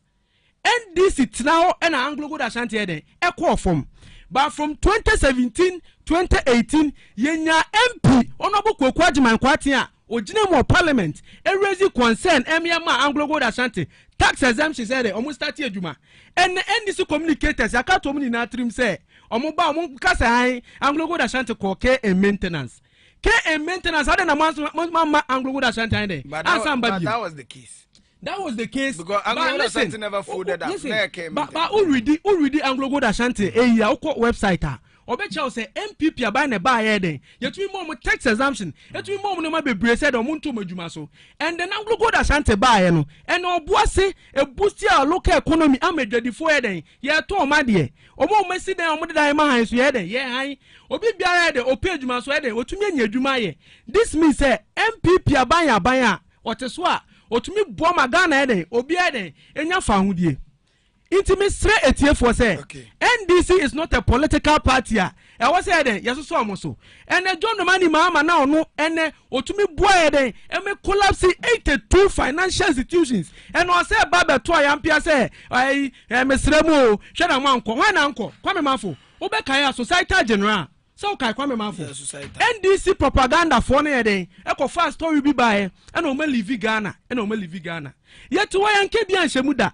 Ni 3 weeks time and then omo manager be release a press way say omo free Ghana. You know atroni adada na NDC for di no adoso yes omo afiwe ya bato afi baby MPP ashisha Ghana ko di no. All right, we need a bold leader like Dr. Mahmoud Bawumia. In 19 July 2015 and a Lufthansa airline confirming say omo be jai operation in Ghana. Okay, thank you very much. Time 96.9 time is cool. A big young next topic. Mema time 5 minutes. Mema 5 minutes. Not yeah. I'm sending you a link right okay. now. So it's the Maminkan messages in the member. Good morning, Kwame Mafu. The NDC has nothing new or better to offer. We are not ready for John Dramani Mahama and his Novdek. Yabreno. We are Junior Moreno, MPP Communication Director. A year for me and ordinary and so it's my baby. I just want to use my time for that. Okay, Mamintil. Read out. I've sent you the link. Read it out. They are sending me now. I think 1, 2, 3. The paragraph that I think paragraph 7 or so has explicitly explained. Biggie, how can I go? I've made So what be the time? I've made the Mammy. Okay. Former Director General of Ghana Ports and Harbour Authority, Mr. Richard Anamu, has cleared the air that former President John Dramani Mahama sued. Has cleared the air that former President John Dramani Mahama sued the Tema Port to Meridian Port Service. The former Ghana Port and Harbour boss is calling on the general public to treat with contempt every report that suggests that soaring prices of imported goods were due to the selling of Ghana Ports and Harbour to a foreign company by former President John Dramani Mahama. His explanation comes at the back of a viral video in which the Bono Regional Chairman of the governing New Patriotic Party, Mr. Bernard Nchubosi, popularly known as Abronye, and a mistake. Bernard Nchubosi. We read from Ghana Web. Now we are Ghana Web. We are Ghana Web. Some Bono Regional Chairman and Bernard Nchubosi. Abronye. What are you talking about? Was cited in the studio interview stating that in the said video, Mr. Abronye stated that the president's inability was because Ghana had lost control of their port. Kwame, I will continue to tell you this. Yeah, I don't know. I think Seka, you will go further more. President Kufuor, that is what he further asked. If John Dramani Mahama said, "Wait, no, Biggie, they all can former director. Somebody me argue say maybe or a former director. A quite fast Ukraine in his better, and he can say anything. Better about who? This is former director and John Dramani Mahama. Yeah, and I make us say, former director. No, me argue. So who is saying what is different? No, listen. You're from where? This is the official release. Okay, so somebody Ghana Web no one after the other. What I have is what? You might one after the other. When our time, listen, when our time, Maninkasa one after the other. Into Okasa, we are memo next 5 minutes, not the opposition. Biggie, Babintil. What I want to put across, I say, Miss Reno, this first no about now the neo-colonialism neighbor. And then the Ghana Web, fake Ghana Web Baba. And then first of all, the can be so one kind a neo-colonialism. That is one back. Or a fresh guy or free student or a student politics or the other. And to the end of the free one. Or by he should come with a authentic fillers. I bet me Kwame, I just want to read the last paragraph of you to hear. How are they near turn? The last paragraph of it. On tin hand, Mr. I think the last one. See, he further asked, hey John Dramani Mahama sold the Temaport to MPS. How come MPS is paying huge dividend to Gapuha or GPHA, which the government of Akufo-Addo has at that time diverted $33 million into the Bonkra project, which the government is not a shareholder. Babigi, let's establish this. Why are you doing this? You have moved money. So this is it. I'm going to give you the link. So this is the link. So Biggie, let's establish this. Is it not true? Say 70% share of Ghana Port and Harbour, a foreign company, where the agreement was signed under your government. And you're true. Listen to me. That's true. Yes, listen to me. Okay. I've given you a link. That means you what we did at any part. No, who can we? Yeah. See, when President John Ejekun Kufuor took over in 2001, okay, he ignored what NDC had initiated and proceeded to establish a new company to take over from Ghana Port Harbour. Now, it was just at management meeting when we were told that a new company was going to be formed called Meridian Port Services, MPS, and Ghana Port will take only 30% shares. Okay. Now listen to it carefully. That was the end of the story. There was neither evaluation nor letter, and that the new company would take investment and then everything he disclosed. So all these things we're talking about took place under President Kufuor. We only extended this thing. President Kufuor initiated the whole thing. 20 years. The NDC extended it by 15 years. So what are you talking about? Didn't I was report to him? I was up report to him. Right. Me, I don't care. It's very bad. Yeah. I've told you, sir. They wear political lens and tell lies. Because Biggie, there's no lie. We do in politics. The reason I make us send me a politician and I send me a layman. Now me report as Biggie read now. Now my ni pana wakasano. Na makore circumstances e fa so yi nedi se obi adwuma na yi nedi otibika bibia dabi this guy talking about bibi say asem Kwame Mafo like MC Kwame Mafo abansesa issues bi say ba somebody who was there, he is telling you the fact. I say CCA me person me boni pa ni Kwame na popular. I know when PPN also attend one Nsem okeka. That person is just beaten to make me a baby. But maybe say some Kwame Mafo. You must say be a president. Maybe I'm a president, okay? Kwame Mafo, my appoint too. I say be a director general for Ghana Post, okay? You do everything in my favor. Meboa. To me can say, oh yeah, they are in my favor because me na mama appointment. So John Dramani Mahama on we dig Ghana wu. Because it is very sad, it is very pathetic. Say, what say rebranding who be my base Ghana for onto abamano.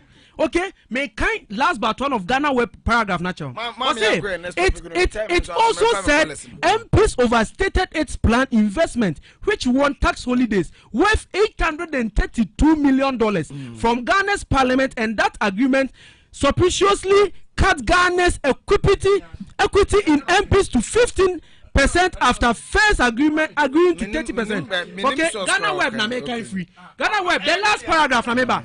On the Ghana Port issue now, Motoma French, or see the committee's report further claimed that Bolo and his partners persuaded the government to allow it a monopoly on handling containers. She brought John Dramani Mahama abo Ghana, and the original was a cancel way. Yesterday, okay. NDC buyer, better Ghana Pansamono, Yakodum Somu, cost of Foduma say, companies will be moving from Ghana. enti yesre Ghana for say people abanya ote so a obo dwadifo obo ma yere ma hode ni gina so first ma time kwa na conference nya fu wole nto enti na omuni na akoy but MPP time omunya fu oto omunya bibia not tie frepa Yakubu Yakubu is Ogas when accident no feel well this year the nyam me need the number nka me friend no go me ten nka cha Yakubu say utie me a mejo number no ma friend why my money number Mate hello good morning good morning Mate odi ni ba bia friend yes sir but amo mami too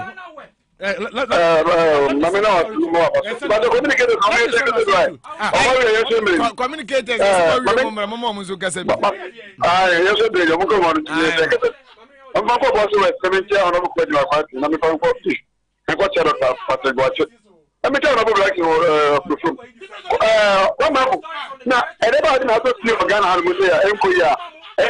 solution.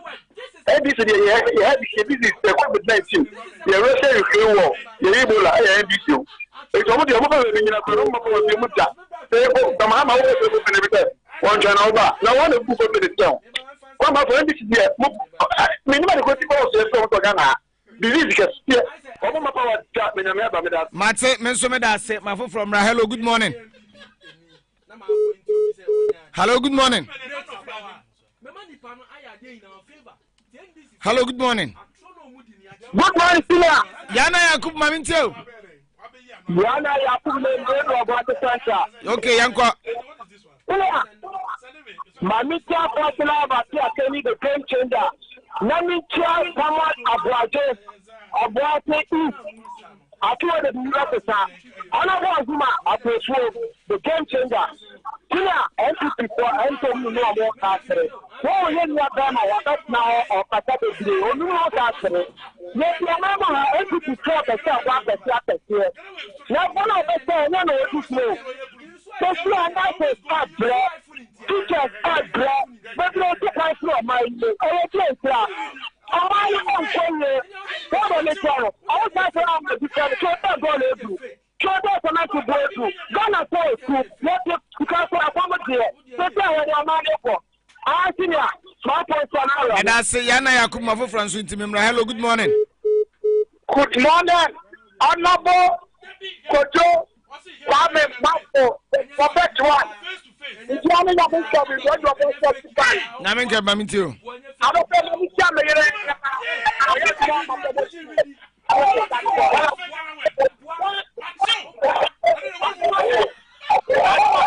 Naminkabi. Naminkabi. Da una mintunka say na mintunka yi. Mamintewe.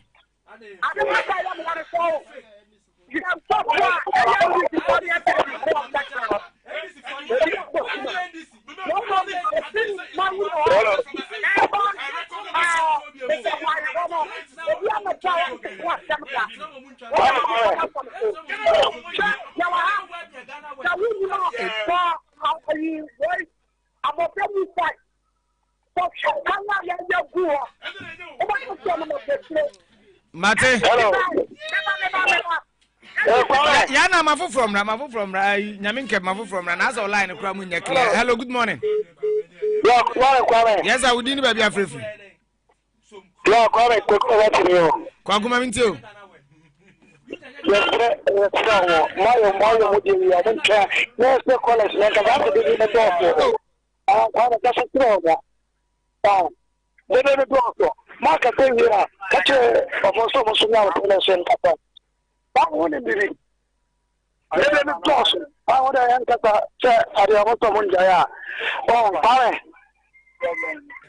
Mitio. Ah, William, Hame, communicated. So don't know what's in me, not to what I know who to wear, of what's your father. I feel the and I'm a NPP. I know your problem, but when you know what you do, or what you to make can once more. You know about the children, Maka, and what's no communicate over moon can and the beer said you look at me. I won't follow now. Children's party. That's I say, oh, I'm talking about. Who's also about Ghana. I get Papa Man about the family of what's my Ghana. Getting about me. Kwagumeda say, my from Sombra, Kwakuda Gatti. Hello, good morning.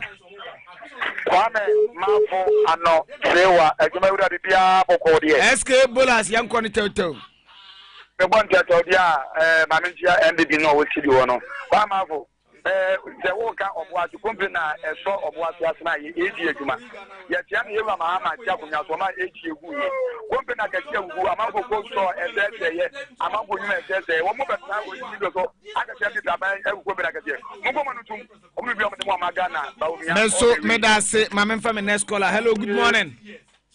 Good morning, Ofenikase. Phobia me ton kache. Maybe any phobia of what is it? Ofenikase only bibi. Mitio. Hello, Ofenikase. Phobia mitio. Yen biki. I am say me sama okanina asa.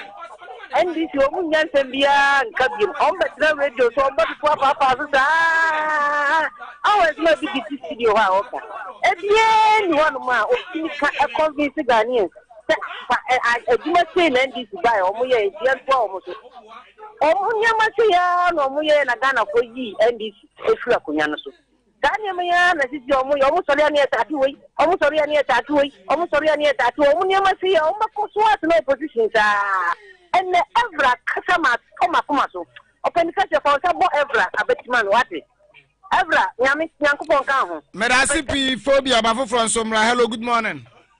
Good morning, yes, sir. Julius Mamintio. Julius Adawani, I'm a big one, international man. I'm a Samalabaji, the game changer, my first love, and Azuman's work with phone. MP4, the only t-shirt, a woman puntu, t-shirt, Niska, I never say at the Mamo. I say, Puntu, no, Koso, ha. Obeka and send people to me, I say, anything. I only defended them, and never said you, and we are not, your mama obeyed him, and one is Lugano. It's your name, say, and this is a name, Siena Boss here. Mate, company, Crampana Muguno, but nothing to be far. Mate, may I say, what could you when you have a point to be? Can I say, Mutu, can I say more than Mamma? Right, may I say, Jem, hello, Kwame Mafo. Mr. John Mahama went down as the most corrupt, incompetent, and fraudulent president. This will forever be in his legacy on his mind of every Ghanaian. From John Amponsa. Everything shows clearly that the NDC has no campaign message to give we Ghanaians or say greetings. No, Mafu, good morning. Good morning to Biggie and greetings to Honorable Samuel Abuaja, Zuma and Maf First Lab. When will the MPP stop their lies? No, Julius Agawa, na sebisa Biggie Yako. Come in, Nyako Padum, Nyamia Yadum, Yehuno Kre. A year port assembly. President Kufuor 20 good years and no sign. If in 2015, President Mahama I did be come money 35 years. You understand the point? Okay. So it is clear. So say President Kufuor at on 20 years there. And then G2 say and this is what on 50. Mate. I am a say we demand big man say John Mani Mama and a science argument no. Or your man before. All right. It's straight here for say. Omon to abano informa bamia coming 7 December. Omon to abano ma ona buko kwaji my kwati. All right. The best ra for say omon mano eme register. Na ochilani last day. Right. Yen to me mwa ento abanema MPP. Yen protect the free senior high school. Yen protect enyuma pa MPP abo. Action, I'm away about better know it's all about love.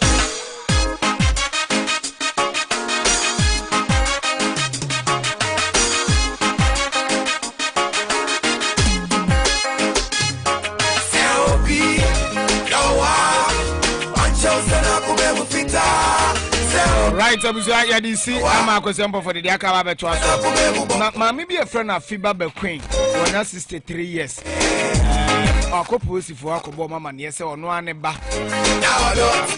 a friend no afia benewa akra no mfinhia duo no 20 years na se na IQ no fom na se sebi wa boda mu na adwen na ase ensisusu ye papa nti amane ya hohyehe kakra aso obi obehu ne bi otimi ni father mfo na akwara na fifi omu hu no obaye de ombetimi bia se omu behu no nenso omu hu no nti wa hu abaya bia wonenam bankyere sa ase opagro agro wanani su bebre obi obehu ne bia opeso ne father mfo no aboa ama ebusuafo nsetimi aka wode ne ba time fam ya na wode ne ko police station bia benwa ombeboa na so obefre 0242 679479 0242679479 na yensanka benewa abuja medisi akosia mpofa bobo yare de aketo so wote Maxwell nkam wote na ade anka na afi Johnny na ni de Kwame Mafo akosia mpofo ade de aketo so good morning